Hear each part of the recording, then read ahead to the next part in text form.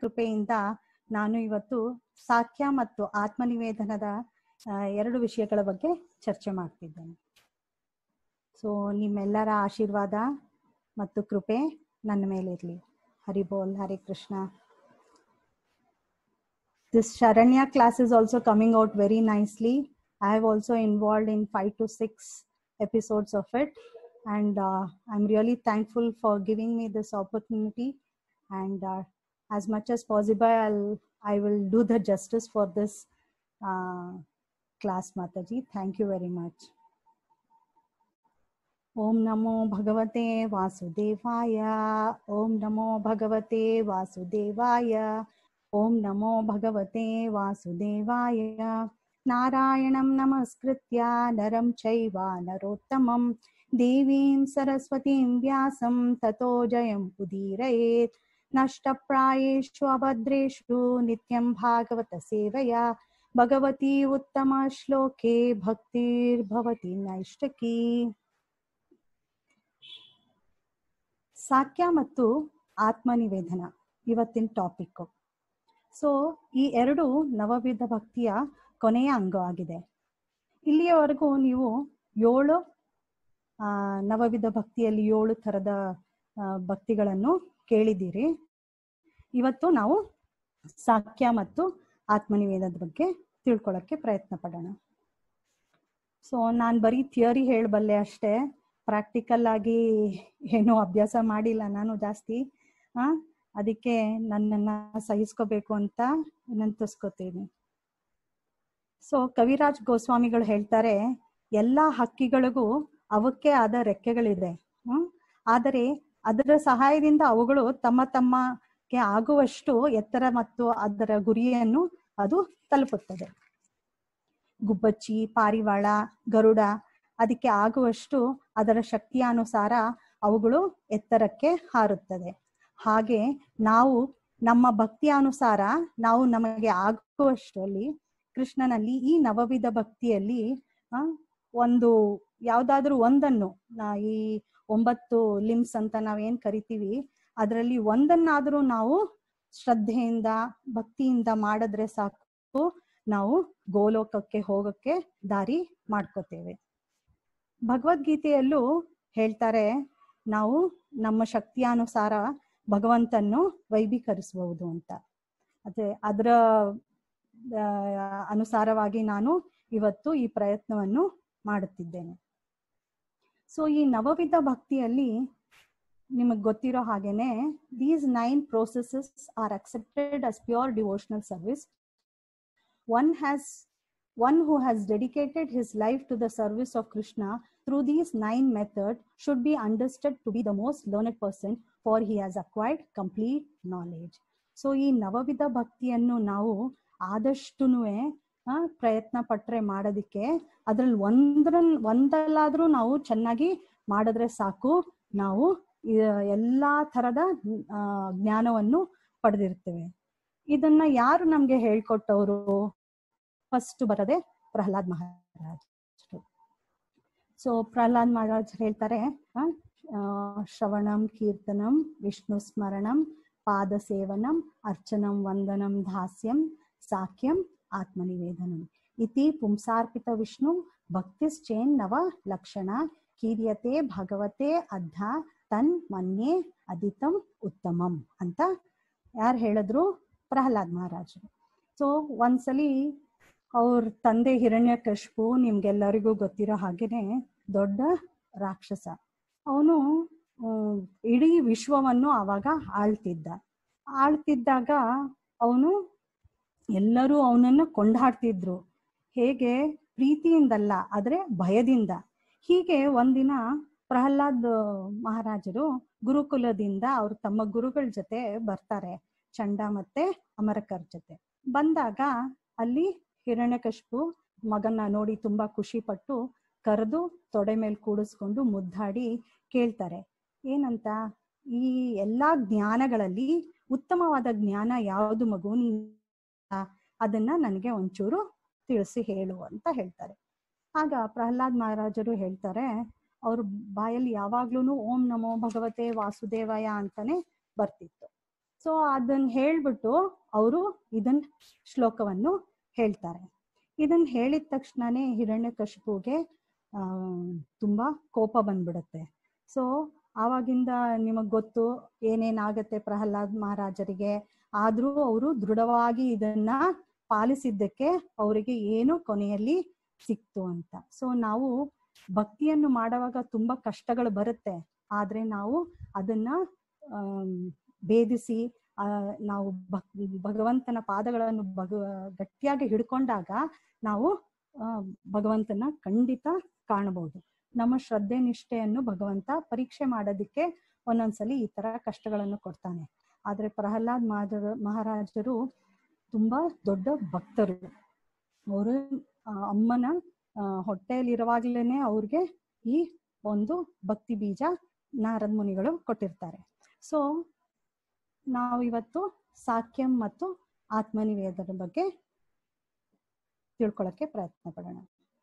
First 7 types are considered as Vaidhi Bhakti, devotional service with rules and regulation as stipulated in the Shastra. So ಮೊದಲನೇದು ಶ್ರವಣಂ ಇಂದ ದಾಸ್ಯಂ ವರ್ಗು ಇಲ್ಲಿ ವೈದಿ ಭಕ್ತಿಗೆ ಸೇರುತ್ತೆ. So ಅಲ್ಲಿ ಏನ್ ಮಾಡ್ತೀವಿ, ನಾವು ಭಕ್ತಿಯನ್ನೇ ಮಾಡ್ತೀವಿ, ಆದ್ರೆ ರೂಲ್ಸ್ ಅಂಡ್ ರೆಗ್ಯುಲೇಷನ್ಸ್ ಇರುತ್ತೆ. ಆ ರೂಲ್ಸ್ ಅಂಡ್ ರೆಗ್ಯುಲೇಷನ್ಸ್ ಇಂದ ನಾವು ಬೆಳಗ್ಗೆ ಹೇಳೋದು, ಜಪ ಮಾಡೋದು 16 ರೌಂಡು, ಮತ್ತೆ ಆರತಿ ಮಾಡೋದು, ಭಗವಂತನಿಗೆ ಭೋಗವನ್ನು ಆಫರ್ ಮಾಡೋದು, ಭಗವದ್ಗೀತೆ ಓದೋದು, ಭಾಗವತಂ ಓದೋದು, ಆಮೇಲೆ ಪ್ರೀಚಿಂಗ್ ಮಾಡೋದು, ಆಮೇಲೆ ಭಗವಂತನಿಗೆ ಏನಾಗತ್ತೋ ನಮ್ಮ ಕೈಲಿ ಆ ತರದ ಸೇವೆಗಳನ್ನೆಲ್ಲ ಮಾಡೋದು, ಇದು ರೂಲ್ಸ್ ಅಂಡ್ ರೆಗ್ಯುಲೇಷನ್ಸ್ ಅಲ್ಲಿ ಬರುತ್ತೆ. ಸೊ ಇದನ್ನ ನಾವು ಮಾಡ್ತಾ ಮಾಡ್ತಾ ಮಾಡ್ತಾ ಏನಕ್ಕೆ ಬರ್ತೀವಿ, ರಾಗಾನುಗ ಭಕ್ತಿಗೆ ಬರ್ತೀವಿ. ಸೊ ಇದು ಸಾಕ್ಯಂ ಮತ್ತು ಕೊನೆಯದು 8ನೇದು 9ನೇದು ಸಾಕ್ಯಂ ಮತ್ತು ಆತ್ಮನಿವೇದನೆಗೆ ಸೇರುತ್ತೆ. ಅದು ರಾಗಾನುಗ ಭಕ್ತಿ ಅಂತ ಕರೀತಾರೆ. ರಾಗಾನುಗ ಭಕ್ತಿ ಅಂದ್ರೆ ಏನು, spontaneous devotional service. Spontaneous devotional service ಅಂದ್ರೆ ಏನು, ನಮ್ಗೆ ಮನಸ್ಸಿಗೆ ಬಂದಿದ ತಕ್ಷಣನೇ ನಾನು ಭಗವಂತನಿಗೋಸ್ಕರ ನನ್ನ ತನ್ನು ಮನ ಧನ ಎಲ್ಲದನ್ನು ಅವನಿಗೆ ಅರ್ಪಿಸೋದೆ ಈ ರಾಗಾನುಗ ಭಕ್ತಿ. ಸೊ ಫಸ್ಟ್ ಸಾಕ್ಯಂ ಬಗ್ಗೆ ನೋಡೋಣ. ಸಾಕ್ಯಂ ಅಂದ್ರೇನು, ಫ್ರೆಂಡ್ಶಿಪ್. ಇದರ ಅಕ್ರೋನಿಯಂ ಏನು, ಎಸ್ ಗೆ ಸರೆಂಡರ್ ಟು ಕೃಷ್ಣ, ಎ ಗೆ affection towards Krishna, K knowledge about Krishna, H honesty, no duplicity with Krishna, Y yearning for Krishna, and A admit everything to Krishna. So ನಾವು ಸಾಕ್ಯ ಅಂದಿದ ತಕ್ಷಣ ನಮ್ಮ ಮೆಟೀರಿಯಲ್ ಫ್ರೆಂಡ್ಸ್ ಆಗಲಿ ಅಥವಾ ಸ್ಪಿರಿಚುವಲ್ ಫ್ರೆಂಡ್ಸ್ ಆಗಲಿ ಅವ್ರ ಹತ್ರ ನಾವು ಇಲ್ಲಿವರೆಗೂ ಏನ್ ಬೇಕೋ ಅದನ್ನ ಮಾತಾಡೋ ಒಂದು ಇದನ್ನು ಗಳಿಸ್ಕೊಂಡಿರ್ತೀವಿ ಅಲ್ವಾ. ನಮ್ಗೆ ಏನ್ ಮನ್ಸಲ್ಲಿ ಏನಾಗುತ್ತೋ, ನಮ್ಮ ಕಷ್ಟಗಳು ಅಥವಾ ಖುಷಿ ಎಲ್ಲವನ್ನು ಅವ್ರಿಗೆ ಹೇಳ್ಕೊತಾ ಇರ್ತೀವಿ. ಸೊ ಅದರಲ್ಲಿ ನಾವು ಅದನ್ನೇ ನಮ್ಮ ಕೃಷ್ಣನ ಕಡೆಗೆ ತಿರ್ಗಿಸ್ಬೇಕಾದ್ರೆ ಏನೇನ್ ಮಾಡ್ಬೇಕು ನಾವು ಅನ್ನೋದನ್ನ ಇಲ್ಲಿ ಶಾರ್ಟ್ ಫಾರ್ಮ್ ಅಲ್ಲಿ ನಾನು ಇದ್ ಮಾಡಿದ್ದೀನಿ. ಸರೆಂಡರ್ ಟು ಕೃಷ್ಣ ಅಂದ್ರೆ ಭಗವಂತನಿಗೆ ನಾನು ಶರಣಾಗತಿಯನ್ನು ಆಗೋದು. ಆಮೇಲೆ ಅಫೆಕ್ಷನ್ ಟುವರ್ಡ್ಸ್ ಕೃಷ್ಣ ಅಂದ್ರೆ ನನ್ನ ಪ್ರೀತಿಯನ್ನು ಮತ್ತೆ ಇದನ್ನು ಭಕ್ತಿಯನ್ನು ಭಗವಂತನಿಗೆ ತೋರಿಸೋದು. ಆಮೇಲೆ ನಾಲೆಜ್ ಅಬೌಟ್ ಕೃಷ್ಣ. ಸೊ ನಾವು ಫ್ರೆಂಡ್ ಅಂದ್ರೆ ನಮ್ಗೆ ಅವ್ರ ಬಗ್ಗೆ ಎಲ್ಲ ಗೊತ್ತಿರ್ಬೇಕಲ್ವಾ, ಅದಕ್ಕೆ ನಾವು ಭಗವಂತನ ಬಗ್ಗೆನೂ ನಾವು ತಿಳ್ಕೊಳಕ್ಕೆ ಪ್ರಯತ್ನ ಪಡಬೇಕು. ಆಮೇಲೆ ಹಾನೆಸ್ಟಿ, ನಮ್ಮಲ್ಲಿ ಏನು ಭೇದ ಭಾವ ಇರಬಾರ್ದು. ಅಂದ್ರೆ ಮನಸ್ಸಲ್ಲಿ ಒಂದು, ಮುಖದಲ್ಲಿ ಒಂದು ತೋರಿಸೋದು ಅಥವಾ ಬಾಯಲ್ಲಿ ಒಂದು ಹೇಳೋದು ಆ ತರ ಮಾಡಬಾರ್ದು. ನಮ್ಮ ಮನ್ಸಿಗೆ ಏನ್ ಬರುತ್ತೋ ಅದನ್ನ ಭಗವಂತನಲ್ಲಿ ತೋಡ್ಕೋಬೇಕು. ಮೆಟೀರಿಯಲ್ ಫ್ರೆಂಡ್ಸ್ ಆದ್ರೆ ನಾವು ಹೇಳಿದ್ರೆ ಒಂದ್ ತಪ್ಪಾಗತ್ತೆ, ಅವ್ರು ನಮಗ್ ಕರೆಕ್ಟ್ ಮಾಡಕ್ ಬರ್ತಾರೆ, ನಮ್ಮ ಮನ್ಸಿಗೆ ಬೇಜಾರಾಗತ್ತೆ. ಅದ್ರ ಬದಲು ನಾವು ಕೃಷ್ಣನೇ ನಮ್ಮ ಸಖನಾಗಿ ಮಾಡ್ಕೊಂಡ್ರೆ ಅವಾಗ ಅವನೇನು ನಮ್ಗೆ ಜಾಸ್ತಿ ತಿರುಗಿ ಹೇಳಲ್ಲ ಅಲ್ವಾ. ನಾವು ನೋಡಿರೋ ಹಾಗೆ ಅರ್ಜುನನ್ಗೂ ಅಷ್ಟೇ, ಅವ್ನು ಎಷ್ಟೇ ಏನೇ ಕ್ವೆಶ್ಚನ್ಸ್ ಕೇಳಿ ಎಲ್ಲ ಮಾಡಿದ್ರು ಅವನು ಒಂಚೂರು ಅಪ್ಸೆಟ್ ಆಗ್ದಾರ ಅವನು ಎಲ್ಲವನ್ನು ತಿಳಿಯಾಗಿ ಒಂದೊಂದೇ ಎಳೆಯನ್ನಾಗಿ ಬಿಟ್ಟು ಅರ್ಜುನನ್ಗೆ ತಿಳಿಸ್ಕೊಡ್ತಾ ಇದ್ದ. ಹಾಗೇನೆ ಅದಕ್ಕೆ ನಮ್ಗೆ ಹಾನೆಸ್ಟಿ ಇರ್ಬೇಕು. ಏನನ್ನು ಭಗವಂತನಿಂದ ಮುಚ್ಚಿಡಕ್ಕೆ ಪ್ರಯತ್ನ ಪಡಬಾರ್ದು. ನಾವು ಮುಚ್ಚಿಟ್ರು ಭಗವಂತನಿಗೆ ಗೊತ್ತಾಗತ್ತೆ, ಅವನು ಪರಮಾತ್ಮನಾಗಿ ನಮ್ಮ ಮನಸ್ಸಲ್ಲೇ ಇದ್ದಾನೆ. ಆದ್ರೂ ನಾವು ನಮ್ಮ ಒಂದು ಖುಷಿಗೋಸ್ಕರ ನಮ್ಮ ಮನ್ಸಲ್ಲಿ ಏನಿರುತ್ತೋ ಅದನ್ನ ಹೋಗಿ ಭಗವಂತನ ಮುಂದೆ ಹೇಳ್ಕೊತಾ ಇರುವಾಗ ನಮ್ಮ ಮನಸ್ಸು ತಿಳಿಯಾಗತ್ತೆ, ಭಗವಂತನಿಗೂ ನಮ್ಮ ಮೇಲೆ ಅನುಕಂಪ ಬರುತ್ತೆ, ಪ್ರೀತಿ ಬರುತ್ತೆ. ನೋಡಪ್ಪ, ನನ್ ಭಕ್ತನಾಗಿ ಇವನು ಎಷ್ಟು ಚೆನ್ನಾಗಿ ನನ್ನ ಹತ್ರ ಬಂದು ಎಲ್ಲ ಹೇಳ್ಕೊತಾ ಇದ್ದಾನೆ ಅಂತ. So Y stands for earning for Krishna ಅಂದ್ರೆ ನಾವು ಯಾವಾಗ್ಲೂ ಕಾತುರದಿಂದ ಭಗವಂತನ ನೋಡ್ಬೇಕಪ್ಪ, ಭಗವಂತನಿಗೆ ನಾನು ಈ ಭೋಗ ಮಾಡ್ಕೊಡ್ಬೇಕು, ಭಗವಂತನಿಗೆ ನಾನು ಈ ತರ ಡ್ರೆಸ್ ಮಾಡ್ಬೇಕು, ಭಗವಂತನಿಗೆ ನಾನು ಈ ತರ ಮಾಲೆ ಮಾಡ್ಬೇಕು ಅಂತ ಎಲ್ಲ ಯಾವಾಗ್ಲೂ ನಮ್ಮ ಮನಸ್ಸನ್ನು ಯಾವಾಗ್ಲೂ ಭಗವಂತನ ಚಿಂತೆಯನ್ನಲ್ಲೇ ಅಡಗಿಸೋದೇ yearning for Krishna. And last is admit everything to Krishna. So ನಾವೇನೇ ಇದ್ರು, ಏನೇ ಕಷ್ಟಗಳು ಬರ್ಲಿ, ಸುಖ ಬರ್ಲಿ, ಭಗವಂತನ ಹತ್ರ ಹೋಗಿ ನಮ್ಮ ಮನೇಲಿರೋ DTs ಹತ್ರ ಅಥವಾ ಫೋಟೋ ಇದ್ರೆ ಫೋಟೋ ಹತ್ರ ಮುಂದೆ ನಿಂತ್ಕೊಂಡು ಅಳು ಬರ್ತಾ ಇದ್ರೆ ಹತ್ಕೊಂಡು, ಅಥವಾ ಖುಷಿಯಾಗಿದ್ದಾಗ ಹೋಗಿ ಭಗವಂತನಿಗೆ ನೀನ್ ಈ ತರ ಮಾಡೋದಿಲ್ಲಪ್ಪ, ನನಗೆ ಥ್ಯಾಂಕ್ ಯು ಅಂತ ಯಾವಾಗ್ಲೂ ಹೇಳ್ಬೇಕು. ಸೊ ಆವಾಗ ನಮ್ಗೆ ಒಂದು ರಿಲೇಶನ್ಶಿಪ್ ಬಿಲ್ಡ್ ಆಗುತ್ತೆ. ಯಾವಾಗ ರಿಲೇಶನ್ಶಿಪ್ ಸ್ಟ್ರಾಂಗ್ ಆಗ್ತಾ ಹೋಗುತ್ತೋ ಆವಾಗ ನಮಗೆ ಬಾಂಧವ್ಯ ಜಾಸ್ತಿ ಆಗ್ತಾ ಹೋಗುತ್ತೆ. ಸೊ ಇವತ್ತು ಸಾಕ್ಯಮಲ್ಲಿ ಒಂದೆರಡು ಎಕ್ಸಾಂಪಲ್ಸ್ ನೋಡೋಣ. ಫಸ್ಟು ಕೃಷ್ಣ ಮತ್ತೆ ಸುಧಾಮಂದು. ನಮ್ಗೆಲ್ಲರಿಗೂ ಗೊತ್ತಿರೋ ಹಾಗೆ ಕೃಷ್ಣ ಮತ್ತೆ ಸುಧಾಮ ತುಂಬಾ ಒಳ್ಳೆ ಬಾಲ್ಯದ ಸ್ನೇಹಿತರಾಗಿರ್ತಾರೆ. ಸೊ ಅವನು ಒಂದ್ ಹಿಡಿ ಅವಲಕ್ಕಿ ತಗೊಂಬಂದು ಕೊಡೋ ಅಷ್ಟರೊಳಗಾಗಿ ಅವನು ಎಷ್ಟು ಸಂಪತ್ತನ್ನು ಕೊಟ್ಟ ಅಲ್ವಾ. ಸೊ ಅದರಿಂದ ನಾವು ಏನ್ ತಿಳ್ಕೊಬೇಕು, ಭಗವಂತನಿಗೆ ನಾವು ಒಂದಿಷ್ಟು ಮಾಡಿದ್ರೆ ಸಾಕು, ಭಗವಂತ ನಮ್ಗೆ 100 ಪಟ್ಟು ಜಾಸ್ತಿಯ ಸಂಪತ್ತು ಅಥವಾ ನಮ್ಗೆ ಏನ್ ಬೇಕೋ ಅದನ್ನೆಲ್ಲ ಕೊಡ್ತಾನೆ. ನಮ್ಗೆ ಏನ್ ಒಳ್ಳೇದಿದೆಯೋ ಅದನ್ನು ಅವನು ಕಾಪಾಡ್ತಾ ಬರ್ತಾನೆ. ಸೊ ಹೀಗೇನೆ ವೃಂದಾವನದಲ್ಲೂ ಅಷ್ಟೇ ಭಗವಂತ ತನ್ನ ಸಖರ ಜೊತೆ ತುಂಬಾ ಚೆನ್ನಾಗಿ ಆಟ ಆಡ್ತಿದ್ದ. ಆಮೇಲೆ ಅವ್ರ ಜೊತೆ ಹೇಗ್ ಬೇಕೋ ಹಾಗೆ ವಿಷ್ಣು ಫಾರ್ಮ್ ಅಲ್ಲಿ ನಾವು ಭಗವಂತನ ಪ್ರಾರ್ಥನೆ ಮಾಡಕ್ ಹೋದ್ರೆ ಅಲ್ಲೊಂದು ಚೂರು ನಮ್ಗೆ ಡಿಸ್ಟೆನ್ಸ್ ಇರುತ್ತೆ. ಆದ್ರೆ ಈ ಕೃಷ್ಣನ ಇದರಲ್ಲಿ ಪೂಜೆ ಮಾಡಿದಾಗ ಅಥವಾ ಸಖನಾಗಿ ನಾವು ಅವನನ್ನ ಪಡೆಯಕ್ಕೆ ಪ್ರಯತ್ನ ಪಟ್ಟಾಗ ಅವಾಗ ನಮ್ಗೆ ಬಾಂಧವ್ಯ ಇನ್ನೂ ತುಂಬಾ ಜಾಸ್ತಿ ಆಗುತ್ತೆ. ಸೊ ಇಲ್ಲಿ ಕೊಟ್ಟಿದ್ದಾರೆ, ಸಾಕ್ಯಂ is the 8th form of devotion wherein the devotee considers himself to be the friend or sakha of the Supreme, just like the body that we see and feel around is temporary and fickle. So is the material world. But there is another world composed exclusively of spiritual energy in which everything is sentient and full of love for the Supreme. For example, Vrindavana, where Krishna enjoyed his childhood, even the blade of grass there have a vibrant relationship with the Lord, who spent his days taking care of his cows and playing with his friends. Think of those friendships. So ಬರೀ ಗೋಪರ್ ಜೊತೆ ಅವನು ಆ ಬಾಂಧವ್ಯವನ್ನು ಬೆಳೆಸ್ಕೊಳ್ಳಿಲ್ಲ, even ಹಸುಗಳ ಜೊತೆ ಅವನು ಹಾಗೆ ಇದ್ದ. ಸೊ ನಾವು ಒಂಚೂರು ಪ್ರೀತಿ ತೋರ್ಸಿದ್ರೆ ಸಾಕು, ಭಗವಂತ ನಮ್ಮನ್ನ ಇನ್ನೂ ತುಂಬಾ ಕರುಣೆಯಿಂದ ನಮ್ಮನ್ನ ಕಾಣ್ತಾನೆ. ಸೊ ನೆಕ್ಸ್ಟ್ ನೋಡೋಣ. Krishna's friends chased him in their games, massaged his legs when he rested, and tossed sweets into his mouth while having food together. Their love for friend Krishna was so complete that they were blind even for his divinity and only knew how much they loved their wonderful friend. So ಅವ್ರಿಗೆ ಏನೇ ಕಷ್ಟ ಬಂದ್ರು first ಕೃಷ್ಣನ ಕರಿತಾ ಇದ್ರು. ನೋಡು, ನೀನು ಆವಾಗ ನಮ್ಮನ್ನ ರಕ್ಷಿಸ್ತೀಯಲ್ಲ, ಈ ಸಲಿನೂ ಹಾಗೆ ನಮ್ಮನ್ನ ರಕ್ಷಿಸು, ನೀನ್ ನಮ್ ಫ್ರೆಂಡ್ ಅಲ್ವಾ, ನೀನು ನಮ್ಗೆಲ್ಲ ಮಾಡ್ಬೇಕಲ್ವಾ, ನೀನ್ ಕರ್ತವ್ಯ ಅಲ್ವಾ ಅಂತ ಅವನ ಮೇಲೆ ಭುಜದ ಮೇಲೆ ಕೈ ಹಾಕೊಂಡು ಓಡಾಡ್ತಿದ್ರು. ಸೊ ಆ ತರದ ಬಾಂಧವ್ಯ ನಮ್ಗೆ ಇನ್ನೆಲ್ಲೂ ಯಾವ ದೇವಾನುದೇವತೆಗಳು ಹತ್ರನೂ ಸಿಗೋದಿಲ್ಲ. ತುಂಬಾ ಕಷ್ಟ, ಅದಕ್ಕೆ ತುಂಬಾ ಪ್ರಯತ್ನ ಪಡ್ಬೇಕು.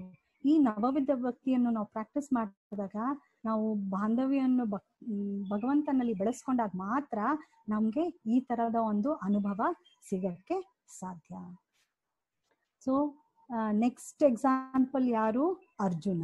So who else can be our best friend other than the Supreme ಅಲ್ವಾ? ಭಗವಂತನ್ಗಿಂತ ನಮಗ್ ಬೇರೆ ಫ್ರೆಂಡ್ ಬೇಕಾ? ಇಲ್ಲ ಅಲ್ವಾ? ಸೊ ಅವನು ಚಾರಿಯಟಿಯರ್ ಆಗಿದ್ದ, ಅಂದ್ರೆ ಸಾರಥಿ ಆಗಿದ್ದ ಭಗವಂತ. ಸೊ ಆ ಸಾರಥಿ ಆಗ್ಬೇಕು ಅಂತಂದ್ರೆ ಯುದ್ಧ ಭೂಮಿನಲ್ಲಿ ಹೋಗೋವಾಗ ಮಾತಾಡಕ್ ಆಗೋದಿಲ್ಲ, ಕೇಳ್ಸೋದಿಲ್ಲ. ಆವಾಗ ಅವನು ಹಿಂದೆ ನಿಂತಿರೋ ವ್ಯಕ್ತಿ ಕಾಲಿಂದ ಅವ್ರಿಗೆ ಡೈರೆಕ್ಷನ್ಸ್ ತೋರಿಸ್ಬೇಕು, ಭುಜದಿಂದ ಕಾಲಿಂದ ಭುಜಕ್ಕೆ ಟ್ಯಾಪ್ ಮಾಡಿ ಹೇಳ್ಬೇಕಾಗತ್ತೆ. ಸೊ ಅಂತ ಒಂದು ಏನು ತುಂಬಾ ಕೀಳವಾಗಿರುವಂತ ಒಂದು ಸ್ಥಾನವನ್ನು ಭಗವಂತ ಸ್ವೀಕರಿಸಿದ. ಯಾರಿಗೋಸ್ಕರ? ಅರ್ಜುನನಿಗೋಸ್ಕರ. ಸೊ ಅಂತ ಒಂದು ಬಾಂಧವ್ಯವನ್ನು ಅರ್ಜುನನು ಬೆಳೆಸ್ಕೊಂಡಿದ್ದ ಭಗವಂತನ ಹತ್ರ.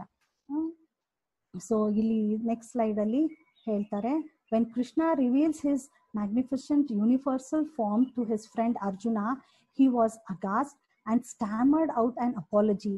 I have in the past addressed you as O Krishna, O Yadava, O my friend, without knowing your glories. Please forgive me whatever I may have done in madness or in love. So ಇಲ್ಲಿ ಅರ್ಜುನ ಹಿಂಗೆ ವಿಶ್ವರೂಪ ದರ್ಶನ ಮಾಡಿಸಿದಾಗ ಭಗವಂತ ಅವನಿಗೆ ಚಕ್ಷುಷು ಕೊಟ್ಟು ನೋಡಪ್ಪ ಇದನ್ನ ಅಂತ ಹೇಳ್ದ.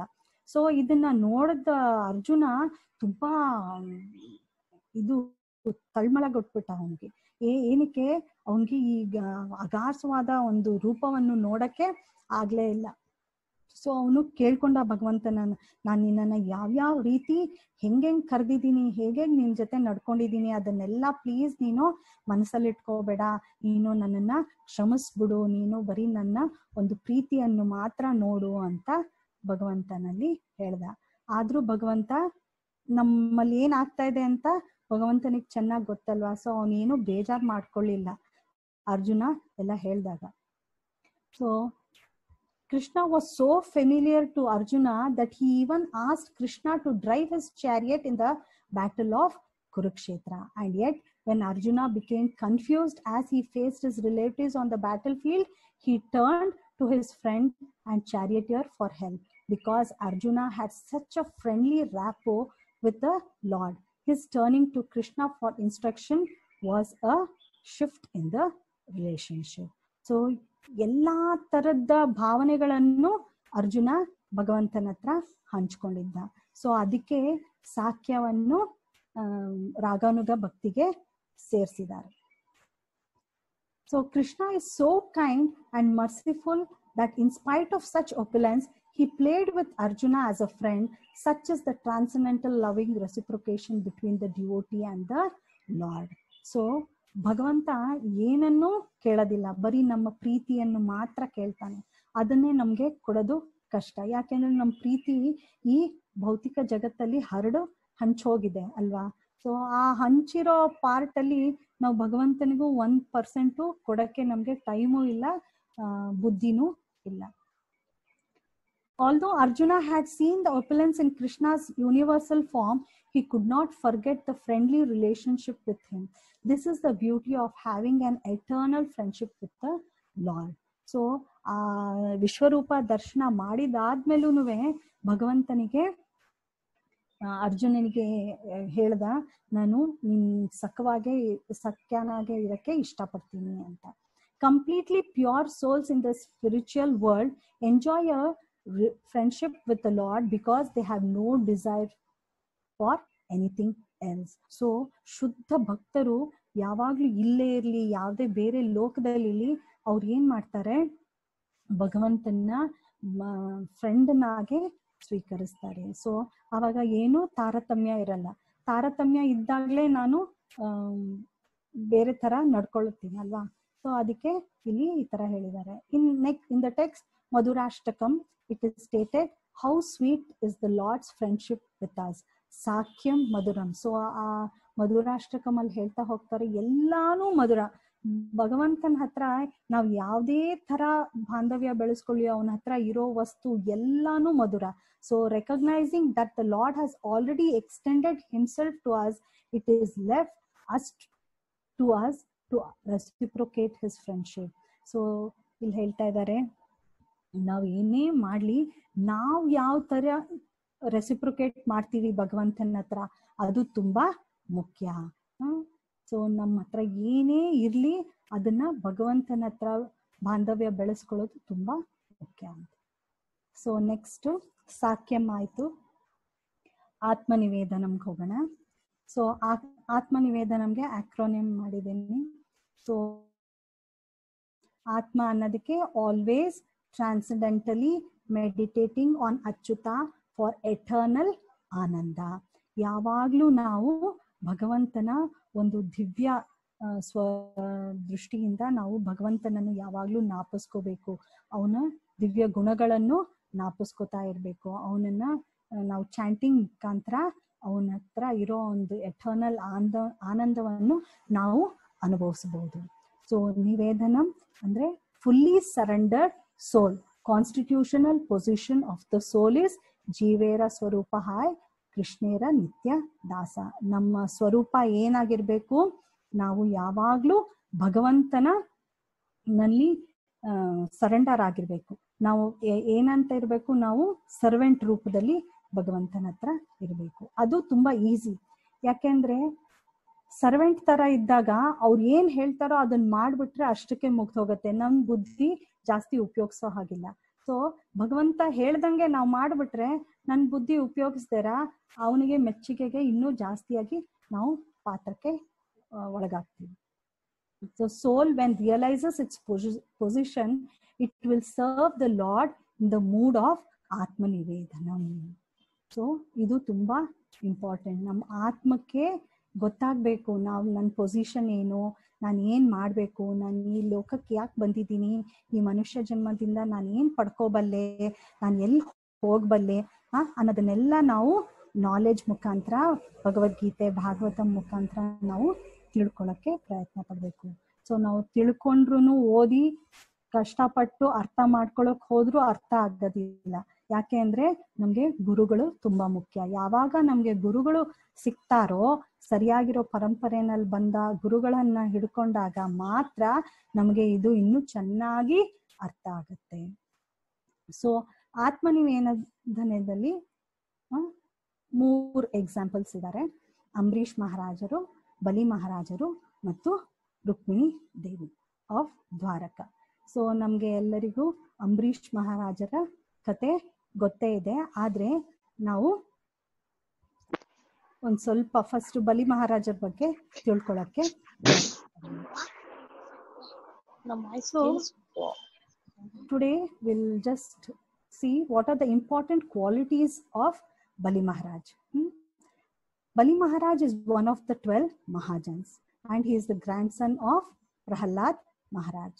Great example for one of the Mahajans and for devotional service. So Mahajanralli ಆಗ್ಬೋದು, ಆದ್ರೆ ಇವರು ಬಲಿ ಮಹಾರಾಜರು ಮಹಾರಾಜನರು ಆಗಿದ್ರು. ಆಮೇಲೆ ಡಿವೋಷನಲ್ ಸರ್ವಿಸ್ಗೂ ಅವರು ಎಕ್ಸಾಂಪಲ್ ಆಗಿದ್ದಾರೆ. ಸೊ ಎರಡರಲ್ಲೂ ಇರೋದು ತುಂಬಾ ಕಷ್ಟ. ಸೊ ಇವರು ದೊಡ್ಡ ಡೆಮನ್ ಆಗಿದ್ರು, ರಾಕ್ಷಸನಾಗಿದ್ದ. But abides to follow truthfulness and great principles. So ಇದ್ರ ಬಗ್ಗೆ ಒಂಚೂರು ಚರ್ಚೆ ಮಾಡೋಣ. ಹೇಗೆ ಇವನು ರಾಕ್ಷಸನಾಗಿದ್ರು ಅವನು ಹೇಗೆ ಭಗವಂತನಿಗೆ ಶರಣಾಗತನಾದ ಅನ್ನೋ ಒಂದು ಕ್ವೆಶ್ಚನ್ ನಮ್ಮ ಮನ್ಸಲ್ಲಿ ಬರ್ಬೋದು ಅಲ್ವಾ. ಸೊ ಒಂದು ಎಕ್ಸಾಂಪಲ್ ಹೇಳ್ತೀನಿ. ಒಂದ್ಸಲಿ ಇಂದ್ರ ಪೀಸ್ ಟ್ರೀಟಿ ಮಾಡ್ಕೊಳ್ಳೋದಕ್ಕೆ ಬರ್ತಾನೆ. ಬಂದಾಗ ಅಲ್ಲೇನಾಗತ್ತೆ, ರಾಕ್ಷಸರೆಲ್ಲರೂ ನೋಡ್ಬಿಟ್ಟು ಇಂದ್ರನ್ನ ಕೊಲ್ಲೋದಕ್ಕೆ ಹೋಗ್ತಾರೆ. ಆದ್ರೆ ಇಂದ್ರ ಪಾಪ ಯಾವ ವೆಪನ್ನು ತಂದಿರೋದಿಲ್ಲ, ಅವನ ಹತ್ರ ಏನು ಶಸ್ತ್ರಗಳಿರೋದಿಲ್ಲ. ಸೊ ಅವನು ಕೊಲ್ಲಕ್ ಹೋದಾಗ ಬಲಿ ಮಹಾರಾಜರು ಹೇಳ್ತಾರೆ, ಇದು ನಮ್ಮ ಎಥಿಕ್ಸ್ ವ್ಯಾಲ್ಯೂಸ್ಗೆ ತುಂಬಾ ಸರಿಯಿಲ್ಲ, ಅದಕ್ಕೆ ನಾವು ಅವನನ್ನ ಕೊಲ್ಲೋದು ಸರಿಯಲ್ಲ ಅಂತ ಹೇಳಿ ಅವ್ರನ್ನೆಲ್ಲ ಶಾಂತವಾಗಿರೋದಕ್ಕೆ ಹೇಳ್ತಾರೆ. ಆವಾಗ ಇಂದ್ರ ದೇವ ಹೇಳ್ತಾನೆ, ಇವಾಗ ನೀವೆಲ್ಲ ಪ್ಲೀಸ್ ಬಂದು ಈ ಓಷನ್ ಚರ್ನಿಂಗ್ಗೆ ಬಂದು ನಮ್ಗೆ ಹೆಲ್ಪ್ ಮಾಡಿ ಅಂತ ಕೇಳ್ತಾನೆ. ಸೊ ಹೋದಾಗ ಅಲ್ಲಿ ಮೋಹಿನಿ ರೂಪ, ಭಗವಂತ ತಿರ್ಗ ಮೋಹಿನಿ ರೂಪ ತಾಳ್ತಾನೆ. ಆವಾಗ ಅವನಿಗೆ ಅವನ ಹತ್ರ ಇದು ಅಮೃತ ಸಿಗತ್ತೆ. ಆ ಅಮೃತವನ್ನು ಬರೀ ದೇವತೆಗಳಿಗೆ ಕೊಟ್ಬಿಡ್ತಾನೆ. ಆ ದೇವತೆಗಳಿಗೆ ಕೊಟ್ಟಾಗ ತಿರ್ಗಾ ಬಲಿ ಮಹಾರಾಜ್ಗೆ ಗೊತ್ತಾಗುತ್ತೆ ಇಲ್ಲಿ ನಮ್ಗೆ ಮೋಸ ಆಗಿದೆ ಅಂತ. ಆವಾಗ ಅವರು ತುಂಬಾ ಯುದ್ಧ ಮಾಡ್ತಾರೆ ಇಂದ್ರ ಮತ್ತೆ ದೇವತೆಗಳ ಜೊತೆ. ಆವಾಗ ಇಂದ್ರ ಏನ್ ಮಾಡ್ತಾನೆ, ಅವನ್ ಥಂಡರ್ ಬೋಲ್ಟ್ ಇಂದ ಇನ್ನೇನ್ ಆಲ್ಮೋಸ್ಟ್ ಬಲಿ ಮಹಾರಾಜನ್ನ ಸಾಯಿಸಕ್ಕೆ ಹೊರಟೋಗಿರ್ತಾರೆ. ಆವಾಗ ಅವನ್ ಶುಕ್ರಾಚಾರ್ಯರು ಏನ್ ಮಾಡ್ತಾರೆ, ಬಂದು ಬಲಿ ಮಹಾರಾಜರಿಗೆ ತಿರ್ಗಾ ಜೀವದಾನವನ್ನು ಕೊಡ್ತಾರೆ. ಸೊ ಆಮೇಲೆ ಆ ಜೀವದಾನ ಕೊಟ್ಟಾದ್ಮೇಲೆ ತಿರ್ಗಾ ಅವನಿಗೆ ಶಕ್ತಿ ತಿರ್ಗಾ ಹೋಗಿ ಇಂದ್ರನ ಹೋಗಿ ಗೆಲ್ತಾನೆ. ಸೊ ಇಷ್ಟೆಲ್ಲ ಆದ್ಮೇಲೂ ಅವನಿಗೆ ತುಂಬಾ ಶಕ್ತಿ ಬಂದ್ಬಿಡುತ್ತೆ.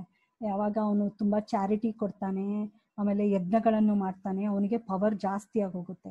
ಸೊ ಎಲ್ಲ ದೇವತೆಗಳಿಗೂ ತುಂಬಾ ಭಯ ಆಗುತ್ತೆ, ಇವನು ತುಂಬಾ ಶಕ್ತಿವಂತನಾಗ್ತಾ ಹೋಗ್ತಾ ಇದ್ದಾನಲ್ಲ ಅಂತ.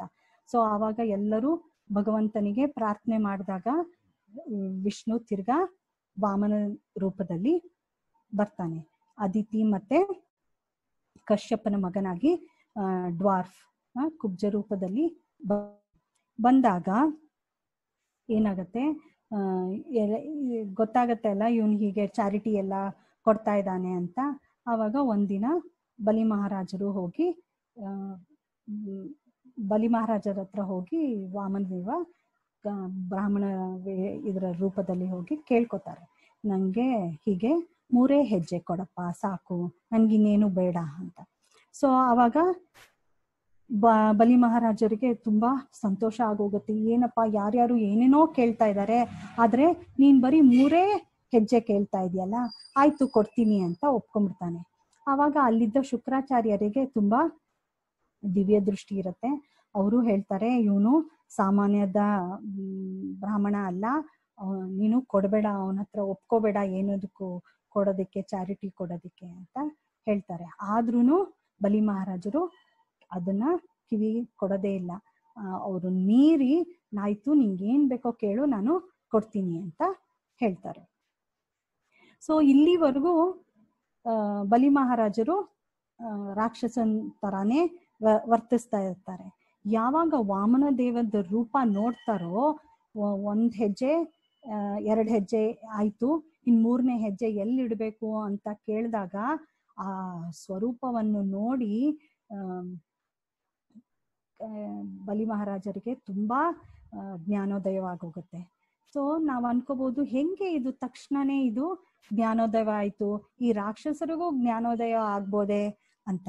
ಸೊ ವೇದಿಕ್ ಕಲ್ಚರ್ ಅಲ್ಲಿ ಹೇಳ್ತಾರೆ, the demons are very religious but not devotional. ಅವರು ತುಂಬಾ ರಿಲಿಜಿಯಸ್ ಆಗಿರ್ತಾರೆ, ಆದ್ರೆ ತುಂಬಾ ಡಿವೋಷನಲ್ ಆಗಿ ಇರೋದಿಲ್ಲ.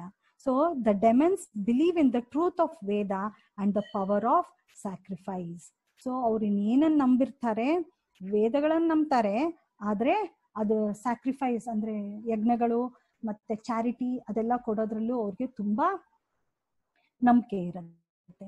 ಸೊ ದಟ್ಸ್ ವೈ ಬಲಿ Maharaj also performs sacrifice, respects Sukracharya and increases power by giving lot of charity. So when the Lord as a Brahmana comes asking for charity, he wants to give everything. So ಶುಕ್ರಾಚಾರ್ಯರು ಏನ್ ಮಾಡ್ತಾರೆ, ಇದನ್ನೆಲ್ಲ ತಿಳಿದೂನು ಇವ್ನು ನನ್ನ ಮಾತು ಕೇಳ್ತಿಲ್ವಲ್ಲ ಅಂತ ಅವ್ರಿಗೆ ಒಂದ್ ಸ್ವಲ್ಪ ಬೇಸರ ಆದ್ರೂನು ಅವರು ನಾವೊಂದು ಏನ್ ಯೋಚನೆ ಮಾಡ್ಬೇಕು ಅಂದ್ರೆ, ಇಲ್ಲಿ ಶುಕ್ರಾಚಾರ್ಯರು was the one who gave life to ಬಲಿ Maharaj who was practically dead ಅಲ್ವಾ.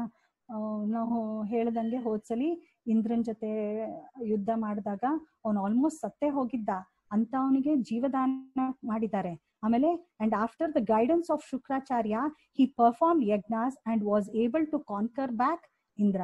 ಸೊ ಅಂತ ಒಂದು ಶಕ್ತಿಯನ್ನು ಕೊಟ್ಟು ತಿರ್ಗಾ ಅವನು ಯುದ್ಧವನ್ನು ಮಾಡಿ ಇಂದ್ರನನ್ನು ಗೆದ್ದ. ಅಂತ ಒಂದು ಶುಕ್ರಾಚಾರ್ಯರ ಮಾತನ್ನು ಕೇಳಿಲ್ಲ. And through the sacrifices he performed, he got the power to rule the whole world. ಅವನು ಫುಲ್ ಹೋಲ್ ವರ್ಲ್ಡ್ ನ ರೂಲ್ ಮಾಡ್ತಾ ಇದ್ದ. And everything he has come by the grace of Shukracharya, right. So ಎಲ್ಲಾನು ಸಿಕ್ಕಿರೋದು ಅವನಿಗೆ ಯಾರಿಂದ? ಶುಕ್ರಾಚಾರ್ಯರಿಂದ. In spite of it, he does not listen to Shukracharya. as he gets attracted to Vamanadeva and wants to keep up his words and does not want to fall in the eyes of his people. So ಅವನು ಶುಕ್ರಾಚಾರ್ಯರ ಮಾತನ್ನಾದ್ರೂ ವಿರೋಧಿಸಿ ತನ್ನ ಮಾತನ್ನು ಬೆಲೆ ಕೊಡ್ಲಿ ಎಲ್ಲರೂ, ಇದರಿಂದ ನಾನು ಕೀಳ್ಮಟ್ಟಕ್ಕೆ ಇಳಿಬಾರ್ದು, ಕೊಟ್ಟು ಇದಾಗ್ಲಿಲ್ವಲ್ಲ ಅಂತ ಅನ್ಕೋಬಾರ್ದು ಅಂತ ಹೇಳಿ ಅವನು ತನ್ನ ಮಾತಿಗೋಸ್ಕರ ಅವನು ಎಲ್ಲವನ್ನೂ ತ್ಯಾಗ ಮಾಡಕ್ಕೆ ಸಿದ್ಧವಾಗ್ತಾನೆ. So to defy the and disobey the Brahmanas, it's dangerous, and that to disobey Shukracharya was too dangerous, but does not care his words but does it for the sake of Vishnu. So this leads to Vamanadeva asking for 3 steps. So this is very very important. So ಎಲ್ಲ ಗೊತ್ತಿದ್ದೂನುವೆ ಶುಕ್ರಾಚಾರ್ಯರ್ ಗೊತ್ತಿದ್ರುನುವೆ ಅವ್ರು ಏನು ಮಾಡಕ್ಕಾಗ್ಲಿಲ್ಲ, ಯಾಕೆಂದ್ರೆ ಈ ಲೀಲೆ ಒಂದು ಆಗ್ಬೇಕಾಗಿತ್ತು, ಅವ್ರಿಗೆ ಗೊತ್ತಾಗ್ಬೇಕಾಗಿತ್ತು. So ಹೇಗೆ ಇದು ಆತ್ಮನಿವೇದನೆಗೆ ಮಾರ್ಗವಾಯ್ತು ಅಂದ್ರೆ, ಇದು ಇವನು ಯಾರ ಮೊಮ್ಮಗ, ಪ್ರಹ್ಲಾದನ ಮೊಮ್ಮಗ. ಸೊ ಆ ಬೀಜ ಒಂದು ಪ್ರಹ್ಲಾದನಿಂದ ಬಲಿ ಮಹಾರಾಜ್ಗೆ ಸಿಕ್ಕಿತ್ತು. ಸೊ ಅದು ಯಾವಾಗ ಫ್ರಕ್ಟಿಫೈ ಆಯ್ತು, ಯಾವಾಗ ಅವನು ವಾಮನದೇವನ ರೂಪವನ್ನು, ವಿಷ್ಣು ಸ್ವರೂಪವನ್ನು ನೋಡ್ತಾನೋ ಆವಾಗ ಅದು ಬ್ಲಾಸಮ್ ಆಯ್ತು. ಅಂದ್ರೆ ಆ ಮೊಳಕೆ ಒಡೆದು ಚಿಗುರೊಡೆದು ಒಂದು ದೊಡ್ಡ ಸ್ವರೂಪವನ್ನು ತಾಳ್ತು. ಸೊ ಇದರಿಂದ ಅವನು ತುಂಬಾ ದೊಡ್ಡ ಮಹಾಜನಾದ ಮತ್ತೆ ಆತ್ಮನಿವೇದನೆಗೆ ಒಂದು ದೊಡ್ಡ ಎಕ್ಸಾಂಪಲ್ ಆದ. ಸೊ ಸರೆಂಡರ್ಸ್ ಹಿಮ್ಸೆಲ್ಫ್ ಹೋಲಿ. ಸೊ ಅವನಿಗೆ ಎಷ್ಟು ಆಸ್ತಿ ಇತ್ತು, ಎಷ್ಟು ಎಲ್ಲ ಸೌಕರ್ಯಗಳಿತ್ತು, ಎಲ್ಲ ಇತ್ತು, ಅಂಥದ್ದು ಅವನು ಅದನ್ನೆಲ್ಲ ಬಿಟ್ಟು ಭಗವಂತನಿಗೆ ಎಲ್ಲವನ್ನು ಕೊಡೋದಕ್ಕೆ ಶರಣಾಗತನಾದ. So and Vishwanatha Chakravarti Thakur explains how he could do it, being a demon who was power hungry and intolerable demon and pious demon, and in a moment he was able to sacrifice everything for the sake of the Lord. It is because of the connection with the Prahlad Maharaj. As there was a seed of devotion given by Prahlad Maharaj, and the infatuation of the wealth was temporary, covered by the seed. And when he saw Vamanadeva, he got the seed and that blossomed and he surrendered. That is what we have to learn from Bali Maharaj. This is what we have to learn from Bali Maharaj. Eno surrendership. ಏನೇ ಆಗ್ಲಿ ಒಂದು ಮಾತು ಕೊಟ್ಟ ಮೇಲೆ ಅದನ್ನ ನಾವು ಎಷ್ಟೇ ಕಷ್ಟ ಬಂದ್ರೂ ಅದನ್ನ ನಾವು ಪಾಲಿಸಕ್ಕೆ ಪ್ರಯತ್ನವನ್ನು ಪಡಬೇಕು. ಆದ್ರೆ ನಾವು ಸಣ್ಣ ಇಷ್ಟು ದೊಡ್ಡ ದೊಡ್ಡ ಪ್ರಮಾದದಲ್ಲಿ ನಾವು ಕೊಡದಿರ ಇರಬಹುದು, ಆದ್ರೂ ನಾವು ಅದನ್ನ ಸಣ್ಣ ಪ್ರಮಾಣದಲ್ಲಿ, ಇವಾಗ ನಾವು ಚಾಂಟಿಂಗ್ ಮಾಡೋಕ್ಕೆ ಕೂತ್ಕೋತೀವಿ, ಆವಾಗ ನಮ್ಗೆ ಏನೇನೋ ಥಾಟ್ಸ್ ಬರುತ್ತೆ, ಆವಾಗ ನಾವು ಭಗವಂತನಲ್ಲಿ ಬೇಡ್ಕೋಬೇಕು, ಭಗವಂತ ಪ್ಲೀಸ್ ನಾನು ಇವಾಗ್ಲಾದ್ರೂ ನಿನ್ನ ಸ್ಮರಣೆ ಮಾಡ್ತಾ ನಿನ್ನನ್ನು ನಾಪಿಸ್ಕೊಂಡು ನಾನು ಚಾಂಟಿಂಗ್ ಮಾಡೋ ಅಂತ ಬುದ್ಧಿ ಕೊಡಪ್ಪ ಅಂತ. ಸೊ ಈ ಸಣ್ಣ ಸಣ್ಣ ಸ್ಯಾಕ್ರಿಫೈಸಸ್ನ ಯಾವಾಗ ಮಾಡ್ತಾ ಹೋಗ್ತೀವಿ ಆವಾಗ ನಾವು ದೊಡ್ಡ ಪ್ರಮಾಣದಲ್ಲೂ ನಾವು ಸ್ಯಾಕ್ರಿಫೈಸ್ ಕೊಡಕ್ಕೆ ಆಗತ್ತೆ. So next point, he was ready to sacrifice his best for the supreme. So ಅವನು ಎಲ್ಲವನ್ನು ಭಗವಂತನಿಗೆ ಬೆಸ್ಟ್. ಅಂದ್ರೆ ನಾವೇನ್ ಮಾಡ್ತೀವಿ, ಯಾರಿಗಾದ್ರೂ ಏನಾದ್ರೂ ಕೊಡಕ್ ಹೋದಾಗ ನಮ್ಮಲ್ಲಿ ಕಳಪೆ ಆಗಿರೋದನ್ನ ಆದಷ್ಟು ಕೊಡಕ್ಕೆ ಪ್ರಯತ್ನ ಪಡ್ತೀವಿ ಅಲ್ವಾ. ಒಂದು 10 ಯಾರಿಗಾದ್ರೂ ಒಂದು ಸೀರೆ ಕೊಡ್ಬೇಕು ಅಂದ್ರು ಅದರಲ್ಲಿ 10 ಸೀರೆ ಇದ್ರೆ ಯಾವ್ದು ಅದರಲ್ಲಿ ಯಾವ್ದು ಒಂಚೂರು ಕಳಪೆ ಆಗಿರುತ್ತೋ ನಮ್ಗೆ ಇಷ್ಟವಿರಲ್ವೋ ಅಂತದನ್ನ ನಾವು ಕೊಡಕ್ ಹೋಗ್ತೀವಿ. That is not actually sacrifice. Sacrifice ಅಂದ್ರೆ ನನಗೆ ಬೆಸ್ಟ್ ಯಾವ್ದು ಇಷ್ಟವೋ ಅದನ್ನ ನಾನು ಬೇರೆಯವರಿಗೆ ದಾನ ಮಾಡ್ಬೇಕು. ಇಲ್ಲಿ ಭಗವಂತನಿಗೆ ಬೆಸ್ಟ್ ಆಗಿರೋದನ್ನ ನಾವು ಆಕ್ಚುಲಿ ಭಗವಂತನಿಗೆ ಕೊಡಬೇಕು. ಸೊ ನಾವು ಇಲ್ಲಿ ನೋಡೋಣ exalted qualities of Bali Maharaj. So ಆತ್ಮನಿವೇದನೆಗೆ example ಆಗಿದ್ದಾನೆ ಅಂದ್ರೆ ಬಲಿ ಮಹಾರಾಜು ಸಾಮಾನ್ಯವಾದ ಮನುಷ್ಯನಲ್ಲ. even though he was a demon, he could sacrifice so much, and because of these qualities, ಯಾವ್ದ್ಯಾವ್ದು, piousness, charitability, truthfulness, complete surrender Mahajan ಕೃಪಾ ಸಿದ್ಧ. ಸೊ ಪಯಸ್ನೆಸ್ ಎಲ್ಲರಿಗೂ ಗೊತ್ತು, ಅವನು ತುಂಬಾ ಪ್ರಿನ್ಸಿಪಲ್ಸ್ಗೆ ಇದಾಗಿದ್ದ, ಮಾತು ಕೊಟ್ಟಂಗೆ ಅವನು ಎಲ್ಲ ಮಾಡ್ತಿದ್ದ. ಸೊ ಚಾರಿಟಬಿಲಿಟಿ, ಅವನು ಎಲ್ಲವನ್ನು ಯಾರು ಏನೇ ಕೇಳಿದ್ರು ಅದನ್ನೆಲ್ಲವನ್ನು ದಾನ ಮಾಡ್ತಿದ್ದ. ಹಾಗೇನೆ ಭಗವಂತ ಏನ್ ಕೇಳಿದ್ರು ಅವನು ಭಗವಂತನಿಗೆ ದಾನ ಮಾಡಕ್ಕೆ ಹೋದ. ಟ್ರೂತ್ಫುಲ್ನೆಸ್ ಅಂದ್ರೆ ಅವನು ಜಾಸ್ತಿ ಸುಳ್ಳು ಹೇಳ್ತಾ ಇರ್ಲಿಲ್ಲ. ಯಾರು ಏನ್ ಹೇಳಿದ್ರು ಅದಕ್ಕೆ ಅವನು ಪ್ರತಿ ಉತ್ತರ ಕೊಡದೇರ ಅದನ್ನ ಮಾಡೋದಕ್ಕೆ ಇದ್ ಮಾಡ್ತಾ ಇದ್ದ. ಆಮೇಲೆ 4th point, complete surrender. So once he surrendered and was very glad to receive the Lord's remaining step on his head, and thus he was blessed by the Lord's becoming his constant companion and doorman. So ಇದು ತುಂಬಾ important. ಏನು, ಅವನು ತನ್ನ ಆತ್ಮನಿವೇದನೆ ಅಂದ್ರೇನು, ತನ್ನ ಹತ್ರ ಇರೋ ಎಲ್ಲ ಸರ್ವಸ್ವವನ್ನು ಭಗವಂತನಿಗೆ ಕೊಡೋದೇ ಆತ್ಮನಿವೇದನೆ. ಸೊ ತನ್ನ ಆತ್ಮವನ್ನು ಅವನು ಸರೆಂಡರ್ ಮಾಡ್ಬಿಟ್ಟ. ಸೊ ಅದು ಮಾಡಿದ್ದಕ್ಕೆ ಅವನಿಗೆ ಪ್ರತೀಕಾರವಾಗಿ ಏನ್ ಸಿಕ್ತು, ಭಗವಂತ ಅವನು ಕಾನ್ಸ್ಟೆಂಟ್ ಕಂಪ್ಯಾನಿಯನ್ ಆಗಿದ್ದ, ಆಮೇಲೆ ಡೋರ್ಮ್ಯಾನ್ ಆಗಿದ್ದ. ಸೊ ಈಗ್ಲೂನು ಬಲಿ ಮಹಾರಾಜ್ ಲೋಕದಲ್ಲಿ ಭಗವಂತ ಇನ್ನೂ ಕಾವಲ್ಗಾರನಾಗಿ ಕಾಯ್ತಾ ಇದ್ದಾನೆ. So that is complete surrendered. So by giving everything to the cause of the Lord, one does not lose anything, but he gains everything that he could never otherwise expect. So ನಾವು ಭಗವಂತನಿಗೆ ಒಂದ್ ಸ್ವಲ್ಪ ಕೊಟ್ರು ಅದ್ರಲ್ಲಿ ನಮ್ಗೆ ಕಳ್ಕೊಳ್ಳೋ ಅಂತದ್ದು ಏನೂ ಇಲ್ಲ. ಇನ್ನೂ ನಮ್ಗೆ ತುಂಬಾ ಜಾಸ್ತಿ ಎಲ್ಲ ಸಿಗುತ್ತೆ ಅಂತ ಇಲ್ಲಿ ಹೇಳ್ತಾ ಇದ್ದಾರೆ. ಸೊ ಮಹಾಜನ, ಸೊ 12 ಮಹಾಜನಗಳಲ್ಲಿ ಬ್ರಹ್ಮ, ನಾರದ, ಶಿವ, ಕುಮಾರ, ಕಪಿಲ, ಮನು, ಪ್ರಹ್ಲಾದ, ಭೀಷ್ಮ, ಜನಕ, ಸುಖದೇವ್ ಗೋಸ್ವಾಮಿ, ಬಲಿ ಮಹಾರಾಜು ಮತ್ತೆ ಯಮರಾಜ. ಸೊ ಈ 12 ಮಹಾಜನರಲ್ಲಿ ಬಲಿ ಮಹಾರಾಜರು ಒಬ್ರು ಸೇರ್ಕೋತಾರೆ. ಯಾಕೆ ಅಂದ್ರೆ ಅಷ್ಟು ಹೋಲ್ ವರ್ಲ್ಡ್ಗೆ ಅವನು ರಾಜನಾಗಿದ್ರು ಅವನು ಭಗವಂತ ಕೇಳಿದ ತಕ್ಷಣ ಎಲ್ಲವನ್ನು ಕೊಟ್ಟ. ಸೊ ಯಾಕೆ ಕೊಟ್ಟ? ಇದು ಪ್ರಹ್ಲಾದನ ಒಂದು ಕೃಪೆಯಿಂದ. ಪ್ರಹ್ಲಾದನ ದರ್ಶನನೂ ಆಗಿತ್ತು ಅವನಿಗೆ. ಸೊ ಒಂದು ದೊಡ್ಡ ಭಕ್ತನ ದರ್ಶನವಾದ್ರೆ ನಮಗೂ ಈ ತರ ಜ್ಞಾನೋದಯ ಆಗುತ್ತೆ. ಸೊ ಜ್ಞಾನೋದಯ ಆಗೋದು ತುಂಬಾ ಮುಖ್ಯ. ಸೊ ಅದಕ್ಕೆ ಹೇಳೋದು, ಎಲ್ಲ ಆಚಾರ್ಯರು, ಯಾರೇ ದೊಡ್ಡ ಆಚಾರ್ಯರು ಬಂದಾಗ್ಲೂ ನಾವು ಹೋಗಿ ಅವರ ದರ್ಶನವನ್ನು ಪಡಿಬೇಕು. ಸೊ ಆ ಪಡೆದಾಗ ಅವ್ರದ್ದು ಒಂದು ಗ್ಲಾನ್ಸ್ ನಮ್ಮ ಮೇಲೆ ಬಿದ್ರೂ ಸಾಕು, ನಾವು ಒಂಚೂರು ನಮ್ಮ ಭಕ್ತಿನಲ್ಲಿ ಮುಂದೆ ಹೋಗಕ್ಕೆ ಹೆಲ್ಪ್ ಆಗುತ್ತೆ. ಸೊ ಕೃಪಾಸಿದ್ಧ. ಕೃಪಾಸಿದ್ಧ ಅಂದ್ರೆ ಏನು? ಕೃಪಾಸಿದ್ಧ ಅಂದ್ರೆ ಅವ್ರು ಏನೇ ರೂಲ್ಸ್ ಅಂಡ್ ರೆಗ್ಯುಲೇಷನ್ಸ್ ಫಾಲೋ ಮಾಡ್ದಾರ ಇರಬಹುದು ಡಿವೋಷನಲ್ ಸರ್ವಿಸ್ ಅಲ್ಲಿ, ಬಟ್ ಅದು special mercy of Guru and supreme lord ಸಿಗತ್ತೆ ಅವರಿಗೆ. ಸೊ ಅವ್ರದ್ದು ಸುಪ್ರೀಂ ಮರ್ಸಿ ಸಿಕ್ಕಿದಾಗ ಏನಾಗತ್ತೆ, they attain 100% perfection in devotional service.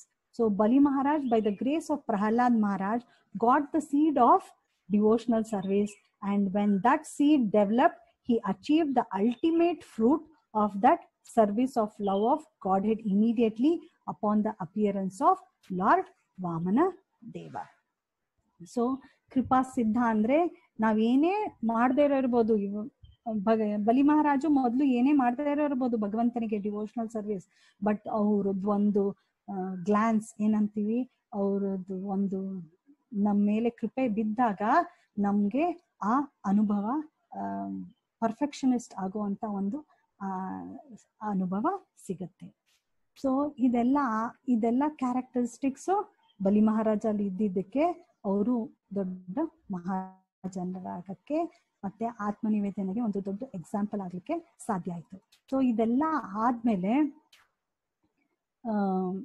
ಬಲಿ ಮಹಾರಾಜರು ಒಂದು ಇದು ಹೇಳ್ತಾರೆ, ಪ್ರೇಯರ್ ಹೇಳ್ತಾರೆ. ಭಾಗವತಮಲ್ಲಿ 8ನೇ ಕ್ಯಾಂಟೋನಲ್ಲಿ ಇದಿದೆ. ಸೊ ಅದ್ರಲ್ಲಿ ಏನಂತ ಹೇಳ್ಕೊತಾರೆ, O best personality of Godhead, most worshipable for all the demigods. If you think that my promise has become false, I shall certainly rectify matters to make it truthful. I cannot allow my promise to be false. I do not fear being deprived of all my possessions, living in hellish life, being arrested for poverty by the ropes of Varuna, or being punished by you as much as I fear defamation. Although a father, mother, brother, or friend may sometimes punish one as a well-wisher, they never punish their subordinate like this. But because you are the most worshipable Lord, I regard the punishment you have given me as most exalted. So ಇವನು ರಾಕ್ಷಸನಾಗಿದ್ರುನು ಅವನಿಗೆ ಜ್ಞಾನೋದಯ ಆಗಿದ್ರಿಂದ ಅವನು ಇಷ್ಟು ಒಳ್ಳೆ prayers ಅನ್ನ ಭಗವಂತನ ಮುಂದೆ ಹೇಳಲಿಕ್ಕೆ ಸಾಧ್ಯ ಆಯ್ತು. ಅವನು ಫುಲ್ ಸರೆಂಡರ್ ಆಗೋದ. ಫುಲ್ ಸರೆಂಡರ್ ಅಂದ್ರೆ ಏನು? ತನ್ಗೆ ತನು ಮನ ಧನದಿಂದ ಎಲ್ಲಾನು ಭಗವಂತನಿಗೆ ಅರ್ಪಿಸ್ತಾ. ಸೊ ಅದರಿಂದ ಅವನ ಹಂಬಲ್ನೆಸ್ ಜಾಸ್ತಿ ಆಯ್ತು.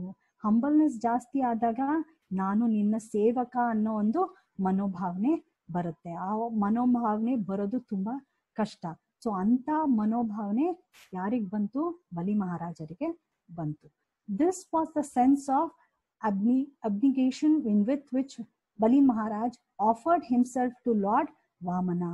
Thus he attained the Lord through his selfless devotion and surrender to the Supreme. In other words, we should learn how to cry for the Lord in tears of bhakti. This is called laulyam, and such tears are the prize for the highest perfection. So now ಹೇಗೆ ಭಗವಂತನ ಮರ್ಸಿಗೆ ಪಾತ್ರರಾಗ್ಬೋದು? ನಾವು ಭಗವಂತನಿಗೆ ಕಾತುರದಿಂದ pray ಮಾಡಬೇಕು. ಕಣ್ಣಲ್ಲಿ ನೀರ್ ಬರೋ ಹಾಗೆ ಪ್ರೇ ಮಾಡಬೇಕು. ನಿನ್ನಿಂದಾನೇ ಆಗೋದು ಇದೆಲ್ಲ, ಇನ್ಯಾರಿಂದಾನೂ ಸಾಧ್ಯವಿಲ್ಲ ಅಂತ ನಾವು ಯಾವಾಗ್ಲೂ ಭಗವಂತನ ಒಂದು ಅಗಲಿಕೆಯಿಂದ ನಾವು ಯಾವಾಗ್ಲೂ ಪ್ರಾರ್ಥನೆ ಮಾಡಿ ಅವನ್ ಹೊಟ್ಟೋಗಿದ್ದಾನೆ ನಮ್ಮಿಂದ ಅಂತ ಹೇಳಿ ಅಳುತ್ತೀವಿ. ಆವಾಗ್ಲೇ ಮಾತ್ರ ಪರ್ಫೆಕ್ಷನಿಸ್ಟ್ ಆಗಕ್ಕೆ ಸಾಧ್ಯ. ಸೊ ನೆಕ್ಸ್ಟ್ ಸ್ಲೈಡಿಗೆ ಹೋಗೋಣ. ನೆಕ್ಸ್ಟ್ ಎಕ್ಸಾಂಪಲ್ ಯಾರು? ಅಂಬರೀಷ್ ಮಹಾರಾಜರು. ಸೊ ಅಂಬರೀಷ್ ಮಹಾರಾಜರು another great devotee who was a power of devotional service and is exemplary to Atmanivedana. So ನಮ್ಗೆಲ್ಲರಿಗೂ ಗೊತ್ತಿರೋ ಹಾಗೆ ಅಂಬರೀಷ್ ಮಹಾರಾಜರ ಕತೆ. ಯಾವಾಗ ದುರ್ವಾಸ ಮುನಿಗಳಿಗೆ ತುಂಬಾ ಕೋಪ ಬರುತ್ತೋ, ಅಂಬರೀಷ್ ಮಹಾರಾಜರು ನನ್ನನ್ನು ಬಿಟ್ಟು ಏಕಾದಶಿ ವ್ರತವನ್ನು ಮುರಿದಿದ್ದಾರೆ ಅಂತ, ಆವಾಗ ಅವರು ಒಂದು ದೊಡ್ಡ ತನ್ನ ಕೂದಲನ್ನ ಎಳೆಯಿಂದ ತೆಗೆದು ಒಂದು ಬ್ರಹ್ಮ ರಾಕ್ಷಸನನ್ನು ಇದ್ ಮಾಡ್ತಾರೆ. ಆವಾಗ ಆ ಬ್ರಹ್ಮ ರಾಕ್ಷಸ ಏನ್ ಮಾಡಕ್ ಹೋಗ್ತಾನೆ? ಅಂಬರೀಷ್ ಮಹಾರಾಜರನ್ನು ಕೊಲ್ಲಕ್ಕೆ ಹೋಗ್ತಾನೆ. ಸೊ ಆವಾಗ ತಕ್ಷಣನೇ ಯಾರು ಅವನಿಗೆ ರೆಸ್ಕ್ಯೂ ಬರ್ತಾರೆ? ಭಗವಂತ. ಯಾಕೆ ಅಂದ್ರೆ ಅಂಬರೀಷ್ ಮಹಾರಾಜರು ನವವಿಧ ಭಕ್ತಿ, ಫುಲ್ ಎಲ್ಲಾ ನವವಿಧ ಭಕ್ತಿಯನ್ನು ಅವರು ಚಾಚು ತಪ್ಪದೆ ಪಾಲಿಸ್ತಿರ್ತಾರೆ. ಸೊ ಅಂತ ಭಕ್ತನನ್ನು ಭಗವಂತ ಯಾವತ್ತಾದ್ರೂ ಬಿಟ್ಕೊಡ್ತಾನ? ಇಲ್ಲ. ಸೊ ಅದಕ್ಕೆ ಆವಾಗ ಕೃಷ್ಣ ತನ್ನ ಸುದರ್ಶನ ಚಕ್ರವನ್ನು ಬಿಟ್ಟು ಆ ರಾಕ್ಷಸನ್ನು ಕೊಂದು ದುರ್ವಾಸ ಮುನಿಗಳ ಹಿಂದೆ ಅಟ್ಟಿಸ್ಕೊಂಡು ಹೋಗ್ತಾರೆ. ಸೊ ಅಟ್ಟಿಸ್ಕೊಂಡು ಹೋದಾಗ್ಲೂ ಏನಾಗತ್ತೆ? ಅವ್ರಿಗೆಲ್ಲ 3 ಲೋಕಗಳಲ್ಲೂ ಓಡಾಡ್ತಾರೆ. ಸೊ ಓಡಾಡಿದ್ರು ಯಾರು ಅವರ ರಕ್ಷಣೆಗೆ ಬರೋದಿಲ್ಲ. ಸೊ ಅವ್ರು ತಿರ್ಗಾ ವಿಷ್ಣು ಹತ್ರ ಹೋದಾಗ ವಿಷ್ಣು ಹೇಳ್ತಾನೆ, ನೀನು ಫಸ್ಟು ಯಾರು ನೀನು ನನ್ನ ಡಿವೋಟಿ ಆದ ಅಂಬರೀಷ್ ಮಹಾರಾಜರನ್ನು ನೀನು ಇದ್ ಮಾಡಿದ್ಯಾ, ಸೊ ಅದಕ್ಕೆ ನೀನು ಅವ್ರ ಹತ್ರ ಕ್ಷಮೆ ಕೇಳು ಫಸ್ಟು. ಸೊ ಅವನೇ ನಿನ್ನನ್ನು ರಕ್ಷಿಸಲಿಕ್ಕೆ ಸಾಧ್ಯ ಅಂತ.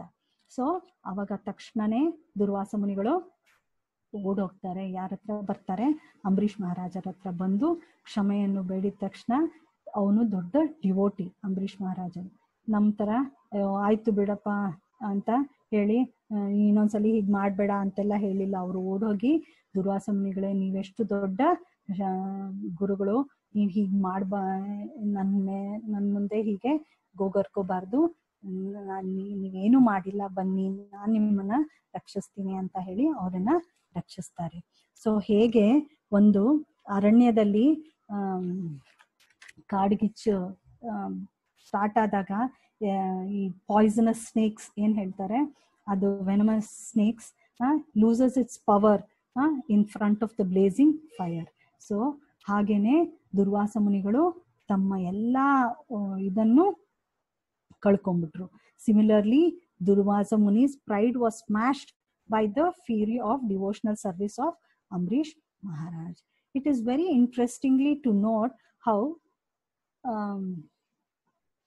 Ambrish Maharaj remained undisturbed even when Durvasa Muni cursed him and attempted to kill him by sending a demon. So, as a pure devotee, Maharaja Ambrish, although in such a danger, did not move an inch from his position. So, ಅವನಷ್ಟು ದೊಡ್ಡ devotee ಆದ್ರೂನು ಅವನು ಯಾವುದೂ ಇದೆಲ್ಲ disturbances ಅವನನ್ನ ಕದಲಿಸ್ಲಿಲ್ಲ. ಅವನು ದೃಢವಾಗಿದ್ದ, ಅವನಿಗೆ ಅಷ್ಟು ನಂಬಿಕೆ ಇತ್ತು, ಭಗವಂತ ನಮ್ಗೆ ಏನು ರಕ್ಷಿಸ್ತಾನೆ, ನನಗೇನು ಆಗೋದಿಲ್ಲ ಅಂತ ಅವನು ನಂಬಿದ್ದ. So did he request for the supreme Lord to give him protection? No. ಅವನು ಭಗವಂತನ ಪ್ರೊಟೆಕ್ಟ್ ಮಾಡಪ್ಪ ಅಂತ ಅಂಬರೀಷ್ ಮಹಾರಾಜರು ಓಡೋದ್ರ? ಇಲ್ಲ. ಸೊ ಅದನ್ನ ನಾವು ಇಲ್ಲಿಂದ ಕಲಿಬೇಕು. ಏನು ಅಂದ್ರೆ ಏನೇ ಕಷ್ಟಗಳು ಬಂದ್ರೂ ನಾವು ದೃಢವಾಗಿದ್ದು ನಾವು ಮಾಡ್ತಾ ಇರೋದು ಸರಿ ಅಂತ ನಂಬದಾಗ ಭಗವಂತ ನಮ್ಮನ್ನ ಖಂಡಿತ ರಕ್ಷಿಸ್ತಾನೆ. A devotee is never fearful of his death, for he meditates on the supreme always, not for any material profit but as his duty. So ಅವನಿಗೆ ಭಯ ಅನ್ನೋದೇ ಹೊಟ್ಟೋಗಿರುತ್ತೆ. ಶುದ್ಧ ಭಕ್ತರಿಗೆ ಭಯ ಅನ್ನೋದೇ ಹೊಟ್ಟೋಗಿರುತ್ತೆ. Lord knows how to protect his devotees ಅಲ್ವಾ? ಭಗವಂತನಿಗೆ ಗೊತ್ತು ಯಾವಾಗ ಹಿಂಗೆ ಅವನನ್ನ ಭಕ್ತರನ್ನ ಅವನು ಪ್ರೊಟೆಕ್ಟ್ ಮಾಡ್ಬೋದು ಅಂತ. So Ambarish Maharaj did not try to defend either through speech or action. So ಅವನು ಬಾಯಿ ಬಿಟ್ಟು ಅಯ್ಯೋ ಅಯ್ಯೋ ಅಂತ ಗಾಬರಿಯಿಂದನೂ ರಿಯಾಕ್ಟ್ ಮಾಡ್ಲಿಲ್ಲ. ಮತ್ತೆ ಆಕ್ಷನ್ಸ್ ಅಲ್ಲಿ ಅಂದ್ರೆ ಇವಾಗ ದುರ್ವಾಸ ಮುನಿಗಳು ಹೇಗೆ ಸುದರ್ಶನ ಚಕ್ರ ಬಂತು ಅವ್ರನ್ನ ಅಟ್ಟಿಸ್ಕೊಂಡು ಹೋಯ್ತು ಅವ್ರ ಹಿಂದೆನೆ, ಅವ್ರು ಎಲ್ಲೆಲ್ಲಿ ಓಡೋದ್ರು ಅವರು, ಹಾಗೂ ಅವರು ಏನು ಮಾಡ್ಲಿಲ್ಲ. ಅಂಬರೀಷ್ ಮಹಾರಾಜರು ದೃಢ ನಿಶ್ಚಯದಿಂದ ಅವರು ಅಲ್ಲೇ ನಿಂತು ಭಗವಂತನ ಧ್ಯಾನ ಮಾಡ್ತಾ ಇದ್ರು. So his mentality was so much inclined to service to the Lord that he did not even request for Lord's protection. ಅವನ್ ಭಗವಂತನ ನೀನು ನನ್ನನ್ನ ರಕ್ಷಿಸು ಅಂತ ಒಂದು ಸಲಿನೂ ಕೇಳ್ಕೊಳ್ಳಿಲ್ಲ. When Sudarshana Chakra appeared on Durvasa Muni fled in all directions to all worlds in an attempt to protect himself. In spite of being a powerful mystic yogi, Durvasa Muni became powerless as he had offended Ambrish Maharaj. Offense at the feet of Vaishnava is more dangerous than an offense at the lotus feet of the... I'm really sorry. So ಹೇಗೆ ಒಬ್ಬ ವೈಷ್ಣವನ್ಗೆ ಅಪರಾಧ ಮಾಡಿದ್ರೆ ಅದನ್ನ ಭಗವಂತನು ಕ್ಷಮಿಸೋದಿಲ್ಲ, ಆಯ್ತಾ? So offense at the feet of the Lord is easily excused, but not the Lord himself, but at the offense of the feet of the devotee is never excused by the Lord. Service to the pure devotee is like an asset and would help one advance in bhakti, whereas an offense committed to an Vaishnava would direct us to the gateway of hell. So ಭಗವಂತನಿಗೆ ನಾವು ಅಪರಾಧ ಮಾಡಿದ್ರು ಪರವಾಗಿಲ್ಲ, ಆದ್ರೆ ನಾವು ವೈಷ್ಣವರಿಗೆ ಅಪರಾಧ ಮಾತ್ರ ಮಾಡಕ್ಕೆ ಹೋಗ್ಬಾರ್ದು. ತನುಮನ ಧನದಿಂದ ಯಾವ್ದ್ರಲ್ಲೂ ನಾವು ಅಪರಾಧವನ್ನು ಮಾಡಬಾರ್ದು. ಸೊ ಇದರಿಂದ ನಾವು ಅರ್ಥ ಮಾಡ್ಕೋಬೇಕಾಗಿರೋದು ಏನು ಅಂದ್ರೆ ಅಂಬರೀಷ ಮಹಾರಾಜರಷ್ಟು ದೃಢವಾಗಿ ನಾವು ಇರ್ಬೇಕು. ಸೊ ನಾವು ಭಕ್ತಿ ಮಾಡ್ತಾ ಮಾಡ್ತಾ ಇದು ನಮ್ಗೆ ಬರುತ್ತದೆ. ನಾವು ಅದಕ್ಕೇನು ಎಕ್ಸ್ಟ್ರಾ ಪ್ರೆಷರ್ ಅಥವಾ ಏನು ಇದ್ ಮಾಡ್ಬೇಕಾಗಿಲ್ಲ. ನಾವು ನಮ್ ಚಾಂಟಿಂಗು ಮತ್ತೆ ರೆಗ್ಯುಲೇಟಿವ್ ಪ್ರಿನ್ಸಿಪಲ್ಸು ಎಲ್ಲ ಫಾಲೋ ಮಾಡ್ತಾ ಹೋದ್ರೆ ಸಾಕು, ನಾವು ಭಗವಂತನ ಮೆಚ್ಚಿಸಕ್ಕೆ ಪಾತ್ರರಾಗ್ಬೋದು. ಸೊ ನೆಕ್ಸ್ಟ್ ಎಕ್ಸಾಂಪಲ್ ಹೋಗೋಣ, Rukmini Devi. So Rukmini Devi was an example of mood of Atmanivedana. So ಇಲ್ಲಿ ಯಾಕೆ ರುಕ್ಮಿಣಿ ದೇವಿನ ತಗೊಂಡಿದ್ದಾರೆ ಅಂದ್ರೆ, ಇಲ್ಲಿ ತುಂಬಾ ಚೆನ್ನಾಗಿ ಎಕ್ಸ್ಪ್ಲೈನ್ ಮಾಡಿದ್ದಾರೆ. ಯಾವಾಗ ಭಗವಂತನ ಮೇಲೆ ಅವಳಿಗೆ ಆಸೆ ಆಯ್ತೋ, ಅವಳು ತುಂಬಾ ಚಿಕ್ಕವಳಾಗಿದ್ಲು ಭಗವಂತನಿಗಿಂತ, ಆದ್ರೂ ಅವಳಿಗೆ ಅವಳ ಮನಸ್ಸೆಲ್ಲ ಭಗವಂತನ ಮೇಲೆ ಇತ್ತು. ಸೊ ಅವಳು ಯಾವಾಗ ಅವಳ ಮನಸ್ಸು ಮಾಡಿದ್ಲು, ನಾನು ಇನ್ಯಾರನ್ನೂ ಮದ್ವೆ ಆಗೋದಿಲ್ಲ, ಬರೀ ಭಗವಂತನೇ ಮದ್ವೆ ಆಗೋದು ಅಂತ ಯಾವಾಗ ಅವಳಿಗೆ ಮನಸ್ಸಿಗೆ ಬಂತೋ, ಅವಾಗ ಅವಳು ಎಲ್ಲವನ್ನೂ ಬಿಟ್ಟು ತ್ಯಾಗ ಮಾಡಿ ಅವಳು ಭಗವಂತನ ಜೊತೆ ಹೊಟ್ಟೋಗ್ತಾಳೆ. ಸೊ ಇಲ್ಲಿ ಹೇಳಿದ್ದಾರೆ, Rukmini was a great beauty and the daughter of the king Vidarbha. She was also very clever. ಅವಳು ತುಂಬಾ ಇಂಟೆಲಿಜೆಂಟ್ ಆಗಿದ್ಲು, ಇಲ್ಲಾಂದ್ರೆ ಭಗವಂತನ ಒಲಿಸ್ಕೊಳಕ್ಕೆ ಸಾಧ್ಯನಾ? So she is an incarnation of goddess of fortune. ಅವಳಿನ್ ಯಾರು ಅಲ್ಲ, Lakshmi Devi. She had an interesting marriage story ಅಲ್ವಾ, ನಮ್ಗೆಲ್ಲರಿಗೂ ಗೊತ್ತಿದೆ. ಅವಳು ಯಾವಾಗ ಓಡೋಗಕ್ಕೆ ಹೋಗ್ತಾಳೋ, ಅವಳು ಒಂದು ಲೆಟರ್ ಬರೀತಾಳೆ ಭಗವಂತನಿಗೆ. ಸೊ ಬರೆದು ಒಬ್ಬ ಇವನ್ ಜೊತೆ ಕಳಿಸ್ತಾಳೆ. ಕಳಿಸಿ ಹೇಳ್ತಾಳೆ, ನೀನ್ ಯಾವಾಗಾದ್ರೂ ಬಂದು ನನ್ನ ಇಲ್ಲಿಂದ ಈ ಮ್ಯಾರೇಜ್ ಇದ್ ಮಾಡಕ್ಕೆ ಮಾಡಿಸಕ್ಕೆ ಒಪ್ಕೋಬೇಡ, ನೀನು ನನ್ನನ್ನ ಇಲ್ಲಿಂದ ಕರ್ಕೊಂಡು ಹೊಟ್ಟೋದು ಅಂತ ಹೇಳ್ತಾಳೆ. So when she was of marriageable age, her father king Bhishmaka summoned his ministers and asked them to suggest suitable alliance. They recommended Vasudeva's son Krishna as a suitable guru. Rukmini Mata served her husband daily and surrendered to that point that she dreaded the sunrise each morning as the time indicated the start of a new day. So ಅವಳು ಯಾವಾಗ್ಲೂ ಭಗವಂತ ತುಂಬಾ ಕೆಲಸಗಳಿದ್ವು ಅವನಿಗೆ. ಬೆಳಗ್ಗೆ ಹೋದ್ರೆ ರಾತ್ರಿ ಬರೋನು, ಅವನು ದೊಡ್ಡ ರಾಜನಾಗಿದ್ದರಿಂದ ತುಂಬಾ ಎಲ್ಲಾ ತರದ್ದು ಪ್ರಜೆಗಳಿಗೆ ಎಲ್ಲ ಕೆಲಸ ಮಾಡಕ್ಕೆ ಹೋಗ್ಬೇಕಾಗಿತ್ತು. ಸೊ ಅವ್ನು ಯಾವಾಗ ಬರೋನೋ ಆವಾಗಿಂದ ಅವನು ಬೆಳಗ್ಗೆ ತಿರ್ಗಾ ಹೋಗೋವರೆಗೂ ಅವಳಿಗೆ ಕಾತುರದಿಂದ ಭಗವಂತನ ಸೇವೆನೇ ಮಾಡೋವಳು. ಸೊ ಆಮೇಲೆ ಅವಳಿಗೆ ಭಯ ಆಗೋದು, ಒಂಥರ ಅಯ್ಯೋ ಇನ್ ಬೆಳಗ್ಗೆ ಆದ್ರೆ ಇವ್ನು ಹೊಟ್ಟೋಗ್ತಾನಲ್ಲಪ್ಪ ಅಂತ ಒಂದು ವೇದನಲ್ಲೇ ಇರ್ತಿದ್ಲು. ಅವಳದ್ದು ಯಾವಾಗ್ಲೂ ಇಲ್ಲಿ ಆಚಾರ್ಯರು ಹೇಳ್ತಾರೆ, ಅವಳದ್ದು selfless love and service towards Krishna. ಯಾರಿಗೆ ಅವಳು ಸೆಲ್ಫ್ಲೆಸ್ ಪ್ರೀತಿಯನ್ನು ತೋರಿಸ್ತಿದ್ಲು? ಭಗವಂತನಿಗೆ. ಸೊ ನಾವು ಇದನ್ನ ನೋಡ್ಬೇಕು, ನಾವು ಭಗವಂತನಿಗೆ ಸೆಲ್ಫ್ಲೆಸ್ ಲವ್ ಅನ್ನು ತೋರಿಸ್ಬೇಕು. ಸೊ ಈ 3 ಜನದ್ದು ಆತ್ಮನಿವೇದನೆ ಬಗ್ಗೆ ನೋಡಿದ್ವಿ. ಇವಾಗ ಕನ್ಕ್ಲೂಷನ್. ಸೊ ಇಲ್ಲಿ ಹೇಳ್ತಾರೆ, ಹೇಗೆ ಒಂದು ಹಸು ಒಂದು ನಾವು ಗಿಡವನ್ನು ಹಾಕಿದಾಗ ಅದನ್ನ ಹೇಗೆ ರಕ್ಷಿಸ್ತೀವಿ ಈ ಹಸುಗಳಿಂದ, ಅದು ರಕ್ಷಿಸಿದಾಗ ಏನಾಗತ್ತೆ, ಅದು ದೊಡ್ಡ ಹೆಮ್ಮರವಾಗಿ ಬೆಳೆಯುತ್ತೆ.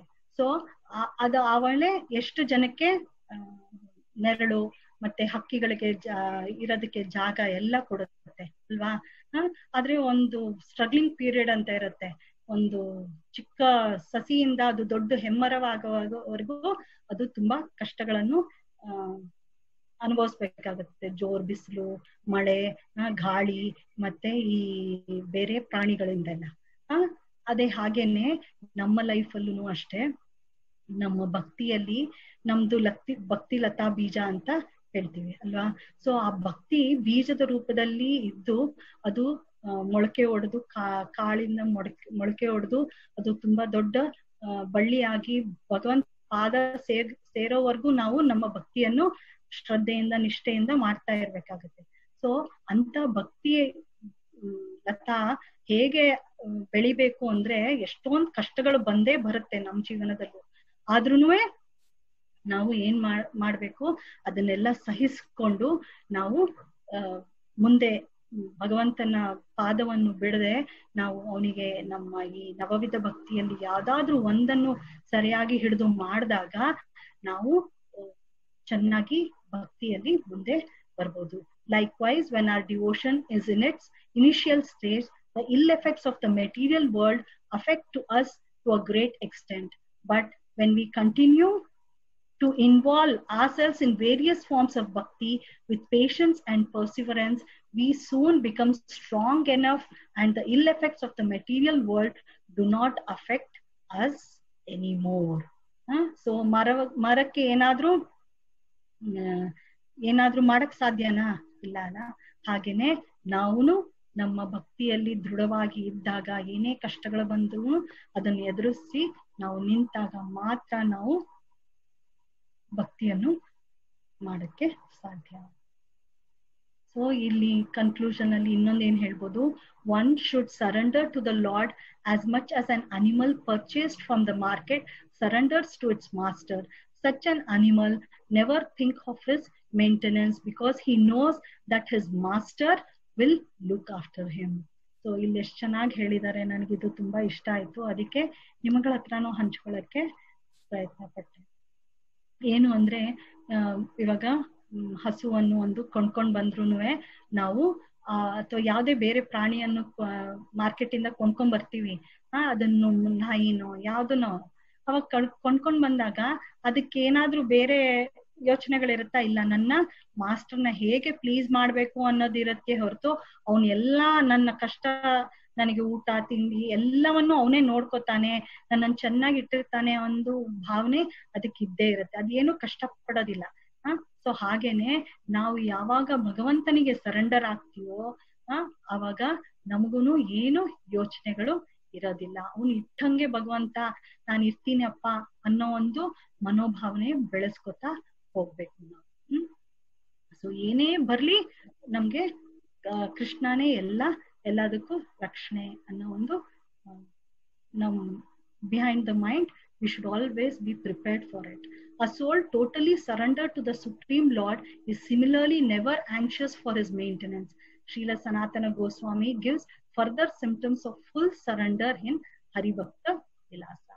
Anukapasya sankalpa pratikulasya varjanam rakshayati vishwaso goptravate varanam tatha atma nikshepa karpanye sadvidha ಶರಣಾಗತಿ ಅಂತ ಹೇಳಿದೆ. ಇಲ್ಲಿ ಅಂದ್ರೆ ಏನು, ನಮ್ಗೆ ಏನೇನು 6 divisions ಆಫ್ ಸರೆಂಡರ್ ಅಂತ ಇಲ್ಲಿ ಹೇಳ್ತಾರೆ. ಏನದು 6 divisions of surrender? Accepting those things favourable to devotional service. ನಮಗೆ ಏನೇನು ಆಗುತ್ತೋ ಅದನ್ನ ಎಲ್ಲದನ್ನು ನಮ್ಮ ಡಿವೋಷನ್ಗೆ ಇದ್ ಮಾಡ್ಕೊಳ್ಳೋದು. ಆಮೇಲೆ ರಿಜೆಕ್ಟಿಂಗ್ ಅನ್ಫೇವರಬಲ್, ನಮ್ಗೆ ಯಾವ್ದು ಅನುಕೂಲವಾಗಿರೋದಿಲ್ವೋ ಅದನ್ನೆಲ್ಲ ನಾವು ರಿಜೆಕ್ಟ್ ಮಾಡ್ಬೇಕು. The conviction that Krishna will give protection, ಆ ಒಂದು ದೃಢ ಭಾವನೆ ನಮ್ಮಲ್ಲಿ ಇರ್ಬೇಕು. ಏನಂತ, ನಾವು ಭಗವಂತ ನಮ್ಮನ್ನ ಯಾವಾಗ್ಲೂ ಪ್ರೊಟೆಕ್ಟ್ ಮಾಡ್ತಾನೆ ಅಂತ. ಹೇಗೆ ಅಂಬರೀಷ್ ಮಹಾರಾಜನಿಗೆ ದೃಢ ಭಾವನೆ ಇತ್ತು, ಭಗವಂತ ನನ್ನನ್ನ ಪ್ರೊಟೆಕ್ಟ್ ಮಾಡೇ ಮಾಡ್ತಾನೆ ಅಂತ. Accepting the lord as one's guardian or master. ಅದಕ್ಕೆ ನಮ್ಗೆ ಒಂದು ರಿಲೇಶನ್ಶಿಪ್ ಬಿಲ್ಡ್ ಮಾಡ್ಕೊಂಡಾಗ ಭಗವಂತನ ಹತ್ರ ನಮಗೆ ಏನು ಆಂಗ್ಸೈಟಿ ಅಥವಾ ಫಿಯರ್ ಏನು ಇರೋದಿಲ್ಲ. ಫುಲ್ ಸರೆಂಡರ್, ಅವಾಗ ಫುಲ್ ಸೆಲ್ಫ್ ಸರೆಂಡರ್ ಆಗ್ತೀವಿ, ಮತ್ತೆ ಅವಾಗ ಹ್ಯೂಮಿಲಿಟಿ ಡೆವಲಪ್ ಆಗುತ್ತೆ. ಸೊ ಇದನ್ನ ನಾರದ ಭಕ್ತ ಸೂತ್ರದಲ್ಲಿ ಹೇಳಿದ್ದಾರೆ. So last slide. ಶ್ರೀಲ ಭಕ್ತಿ ವಿನೋದ ಠಾಕೂರರು ನಮ್ಮ ಗುರು ಪರಂಪರೆಯಲ್ಲಿ ಒಬ್ರು. ಸೊ ಅವ್ರೇನ್ ಹೇಳ್ತಾರೆ, ಅವರು ವೈಷ್ಣವ ಸಾಂಗ್ಸ್ ಬುಕ್ ಅಂತ ಇದೆ. ಸೊ ಅದರಲ್ಲಿ ಶರಣಾಗತಿ, ಗೀತಮಾಲಾ, ಗೀತಾವಲಿ, ಅದ್ರಲ್ಲೆಲ್ಲದ್ರಲ್ಲೂ ಅವರು ತುಂಬಾ ಇದು ಹಾಡುಗಳನ್ನು ಬರೆದಿದ್ದಾರೆ. ಅದನ್ನ ಒಂದೊಂದು ಮೀನಿಂಗ್ ಇಟ್ಟು ನಾವು ಕೇಳ್ತಾ ಹೋದ್ರೆ ನಮ್ಮ ಭಾವನೆಗಳು ನಿಜವಾಗ್ಲೂ ಚೇಂಜ್ ಆಗತ್ತೆ, ಮತ್ತೆ ಭಗವಂತನಿಗೆ ತೃಪ್ತಿ ಆಗೋ ಹಾಗೆ ಮನಸ್ಸನ್ನು ಮಾಡುತ್ತೆ.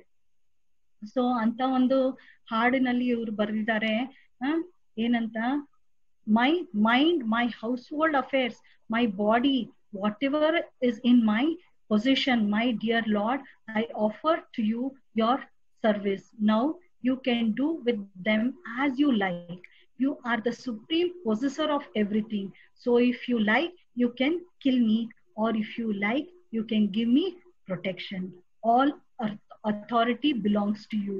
I have nothing to claim as my own. So ನನ್ನ ಹತ್ರ ಇರೋದೆಲ್ಲ ನಿನ್ನ ಭಕ್ತಿ ಸೇವೆಯಲ್ಲಿ ನಾನು ತೊಡಗಿಸ್ಕೊಳಕ್ಕೆ ಇಷ್ಟಪಡ್ತೀನಿ. ನೀನ್ ಅದನ್ನ ಹೇಗ್ ಬೇಕೋ ಹಾಗೆ ನೀನು ಅದನ್ನ ಉಪಯೋಗಿಸ್ಕೋಪ ತಂದೆ. ನನಗೆ ಯಾವ್ದ್ರಲ್ಲೂ ಆಸಕ್ತಿ ಇಲ್ಲ, ಇದ್ರೂನು ಅದು ನಿನ್ನ ಸರ್ವಿಸ್ಗೆ ಉಪಯೋಗಿಸ್ಕೊಳ್ಳೋ ಹಾಗೆ ನನಗೆ ಬುದ್ಧಿ ಕೊಡು ಅಂತ ಕೇಳ್ತಿದ್ದಾರೆ. ಸೊ ಇದು ತುಂಬಾ ಇಂಪಾರ್ಟೆಂಟ್. ನಮ್ಮ ಹತ್ರ ಏನೇ ಇರ್ಬೋದು ಅದನ್ನ ಭಗವಂತನಿಗೆ ತೃಪ್ತಿ ಪಡಿಸೋ ಹಾಗೆ ನಾವು ಅದನ್ನ ಯೂಸ್ ಮಾಡ್ತೀವಿ. ಸೊ ಲಾಸ್ಟ್ ಇದರಲ್ಲಿ ರಾಧಾನಾಥ್ ಸ್ವಾಮಿ ಹೇಳಿದ್ದಾರೆ, nothing is impossible for the lord and therefore nothing is impossible for the one who takes shelter in the dust of the lotus feet of the Lord. So ಇದೆಷ್ಟು ಚೆನ್ನಾಗಿ ಹೇಳಿದ್ದಾರೆ ಅಲ್ವಾ. Nothing is impossible for the lord ಅಲ್ವಾ. ಭಗವಂತನಿಗೆ ಏನೂ impossible ಅಲ್ಲ. And ಹಾಗೇನೆ ಭಕ್ತರು ಯಾರು ಅವನ ಶರಣಾಗತರಾಗ್ತಾರೋ ಅವರಿಗೂ ಏನು ಇಂಪಾಸಿಬಲ್ ಅಲ್ಲ. ಸೊ ನಾವು ಆ ಒಂದು ನಂಬಿಕೆ ಇಟ್ಕೋಬೇಕು. ಯಾವ್ದು ನನಗೆ ಆಗೋದಿಲ್ಲ ಅಂತ ಹೇಳ್ಬಾರ್ದು. ಏನೇ ನಮ್ಗೆ ಸರ್ವಿಸ್ ಬಂದ್ರುನುವೆ, ಪ್ರಸಾದ ಮಾಡಕ್ಕೋ ಅಥವಾ ಟೆಂಪಲ್ ಕ್ಲೀನಿಂಗ್ ಮಾಡಕ್ಕೋ ಅಥವಾ ಒಂದು ಪ್ರವಚನ ಕೊಡಕ್ಕೋ ಅಥವಾ ಭಗವದ್ಗೀತೆ ಓದೋದಕ್ಕೋ ಅಥವಾ ಭಾಗವತಂ ಓದೋದಕ್ಕೋ ಏನಕ್ಕೆ ಆದ್ರೂನುವೆ ನಾವು ಅನ್ಕೋಬೇಕು ಯಾವ್ದು ಇಂಪಾಸಿಬಲ್ ಅಲ್ಲ. ನಮ್ ಟೈಮ್ ಇಲ್ಲ ಅಂತ 100 ಸಲಿ ಮನಸ್ಸು ಹೇಳುತ್ತೆ. ಆದ್ರೆ ನಾವು ಏನ್ ಅನ್ಕೋಬೇಕು ಮನಸ್ಸಲ್ಲಿ, ಇಲ್ಲ ಇದು ಇಂಪಾಸಿಬಲ್ ಅಲ್ಲ, ನಾನ್ ಟೈಮ್ ಮಾಡ್ಕೊಂಡು ಇದನ್ನೆಲ್ಲ ನನ್ನ ಟೈಮನ್ನ ಹೇಗೆ ಭಗವಂತನ ಸೇವೆಗೆ ನಾನು ರೂಢಿಸ್ಕೋತೀನಿ ಅನ್ನೋದು ತುಂಬಾ ಮುಖ್ಯ. ಸೊ ಅದನ್ನ ನಾವು ಯಾವಾಗ್ಲೂ ಮನಸ್ಸಲ್ಲಿ ಅನ್ಕೋತಾ ಇರ್ಬೇಕು. ಇಲ್ಲ, I can do this, I can do this, I can do this ಅಂತ 100 ಸಲಿ ಹೇಳ್ದಾಗ ಮಾತ್ರ ಆ ಮನಸ್ಸು ವಿಚಲಿತವಾಗಲ್ಲ. ಆಮೇಲೆ ಅದಕ್ಕೆ ಒಂದು ಏಕಾಗ್ರತೆ ಬರುತ್ತೆ. ಆವಾಗ ನಮಗೆ ಶಕ್ತಿ ಸಿಗತ್ತೆ. ಆವಾಗ ನಾವು ಭಗವಂತನ ಇನ್ನೂ ಪ್ರೀತಿಯಿಂದ ನಾವು ಸೇವೆ ಮಾಡುವಂತ ಬುದ್ಧಿ ಭಗವಂತನೇ ಕೊಡ್ತಾನೆ. ನಾವು ಬರೀ ಮನಸ್ಸಲ್ಲಿ ಅನ್ಕೋಬಹುದು ಅಷ್ಟೇ, ಬಟ್ ಅವನು ನಮಗೆ ಎಲ್ಲಾ ತರದ ಎನ್ವಿರಾನ್ಮೆಂಟ್ ಕ್ರಿಯೇಟ್ ಮಾಡಿ ಕೊಡ್ತಾನೆ.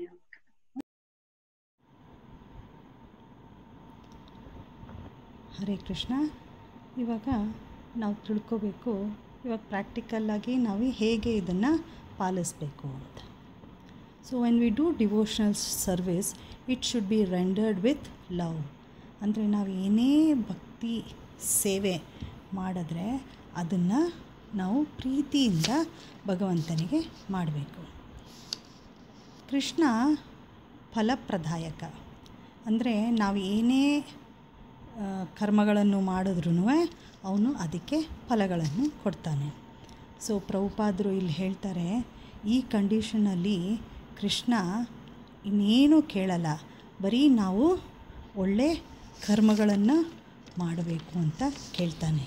ಸೊ ಅದೇ ನಮಗೆ ಮಾಡೋದಕ್ಕೆ ಕಷ್ಟವಾಗಿರೋದು. ಇವಾಗ ನಾವು ಹೇಗೆ ಸರೆಂಡರ್ ಆಗಬೇಕು? Because we are not able to surrender with body, mind and words. We should see the Lord with eyes of love. When we are bowing down, our 2 legs, 2 hands, chest, head, mind and mouth should be involved.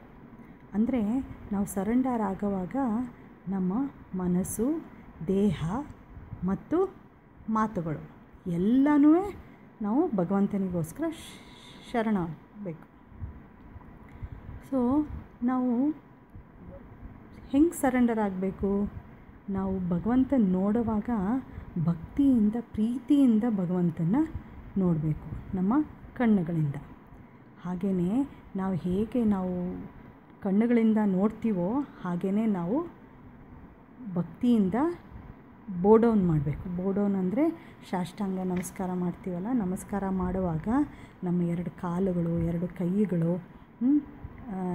Chest ಅಂದರೆ ಎದೆ ಭಾಗ, ತಲೆ, ಮನಸ್ಸು, ಮಾತು ಮತ್ತು ಬಾಯಿ, ಈ ಎಲ್ಲದನ್ನು ಇನ್ವಾಲ್ವ್ ಮಾಡಿರಬೇಕು ನಾವು ನಮಸ್ಕಾರ ಮಾಡುವಾಗ. ಮಾತು ಬಾಯಿಂದ ಬರೋದು. ಸೊ ಆ ಮಾತನ್ನು ಪ್ರೇಯರ್ ಅಂದರೆ ಪ್ರಾರ್ಥನೆ ರೂಪದಲ್ಲಿ ನಾವು ಅದನ್ನು ಪರಿವರ್ತನೆ ಮಾಡ್ಕೋಬೇಕು. ನಮ್ಮ ಮನಸ್ಸಿನಿಂದ we should think of the lord.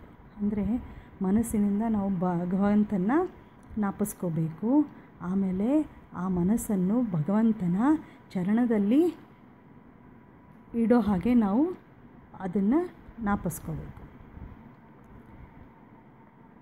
Accepting the Lord's feet on our head, we should say some prayers and surrender to Him, and praying to Him to purify us internally and our heart. So ಒಳಗಿನಿಂದನೂ ನಾವು ಸುಮ್ಮನೆ externally ನಾವು bow down ಮಾಡ್ತಾ ಇರ್ಬೋದು, but ಮನಸ್ಸಿನಿಂದನೂ ನಾವು ಪ್ರಾರ್ಥನೆಯನ್ನು ಮಾಡಿದಾಗ ಅದು ನಮ್ಮ ಹೃದಯವನ್ನು ಅರ್ಪಿಸ್ದಂಗೆ ಆಗತ್ತೆ. So paying our obeisances outwardly is very easy ಅಲ್ವಾ, but internally it is very difficult. Example, when Lord Brahma fell at the lotus feet of Lord Krishna, he fell like a stick. So Brahmadeva ಯಾವಾಗ ಒಂದು ಲೀಲೆಯಲ್ಲಿ ಅವನಿಗೆ ಗೊತ್ತಾಗುತ್ತೋ ಇದು ಸಾಕ್ಷಾತ್ ಭಗವಂತ ಅಂತ, ಆವಾಗ ಅವನು ಬಂದು ಭಗವಂತನಿಗೆ ಸಾಷ್ಟಾಂಗ ನಮಸ್ಕಾರ ಮಾಡ್ತಾನೆ. ಅವನು ಹೇಗೆ ಬಿದ್ದ, ಒಳ್ಳೆ ಕೋಲು ಹೇಗೆ ಕೆಳಗಡೆ ಬಿತ್ತೋ ಹಾಗೆ ಫುಲ್ಲು ದೇಹ, ಮನಸ್ಸು, ಬುದ್ಧಿ ಮೂರನ್ನು ಅವನು ಭಗವಂತನಿಗೆ ಶರಣಾಗ್ತಾನೆ.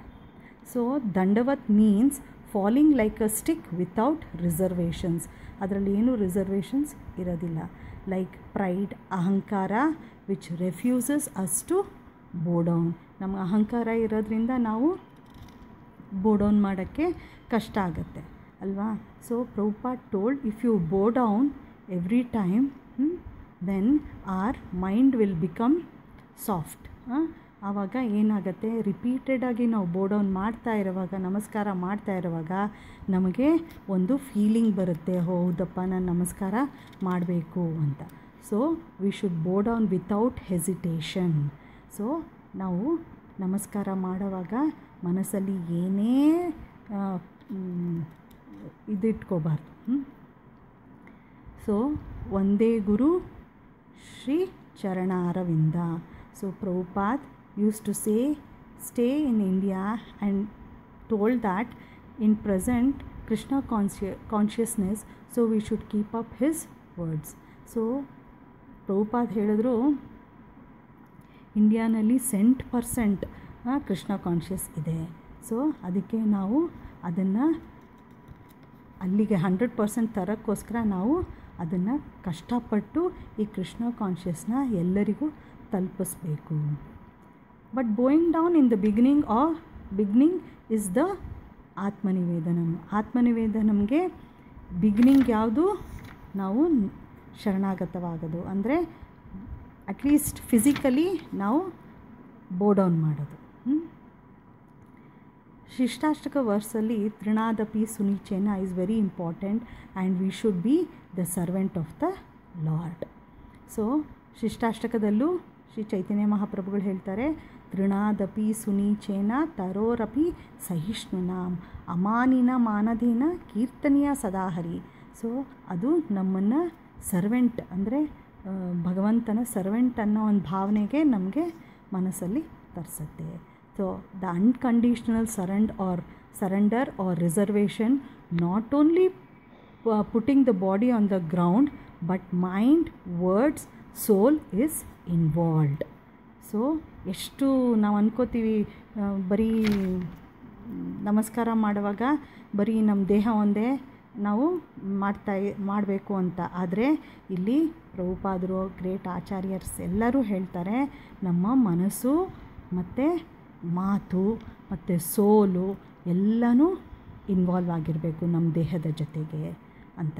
So what is dedication? ಹಾಗಾದರೆ ಡೆಡಿಕೇಶನ್ ಅಂದರೆ ಏನು?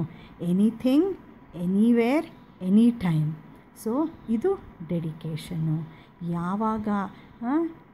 ಯಾವಾಗಲೇ ಆದ್ರೂ, ಯಾವುದೇ ಸಮಯದಲ್ಲಾದ್ರೂ, ಹೇಗೆ ಆದ್ರೂ ನಾವು ಅದನ್ನು ಪಾಲಿಸಲೇಬೇಕು.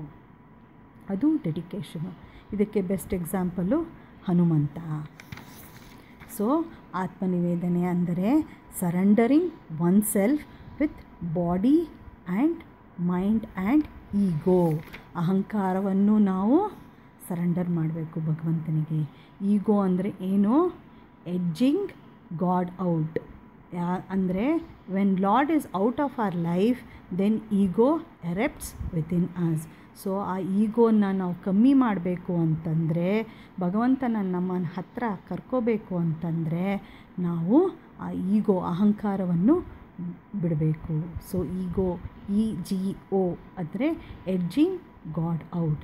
ಸೊ ಯಾವಾಗ ನಮಗೆ ಅಹಂಕಾರ ಬರುತ್ತೆ, ನಾವು ಯಾವಾಗ ಭಗವಂತನನ್ನು ನಮ್ಮಿಂದ ದೂರ ತಳ್ತೀವಿ, ಆವಾಗ ನಮಗೆ ಈ ಅಹಂಕಾರ ಜಾಸ್ತಿ ಆಗುತ್ತೆ ನಮ್ಮ ಲೈಫಲ್ಲಿ.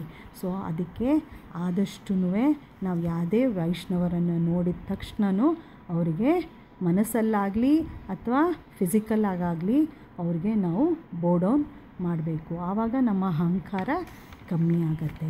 ಸೊ ಅಹಂಕಾರ ಫಸ್ಟ್ ಕಮ್ಮಿ ಆದಾಗ ಈ ಆತ್ಮನಿವೇದನದ ಫಸ್ಟ್ ಸ್ಟೆಪ್ ಆಗುತ್ತೆ. ಸೊ ಇದನ್ನು ನಾವು ಪ್ರಾಕ್ಟೀಸ್ ಮಾಡಬೇಕು. ಹರಿ ಬೋಲ್.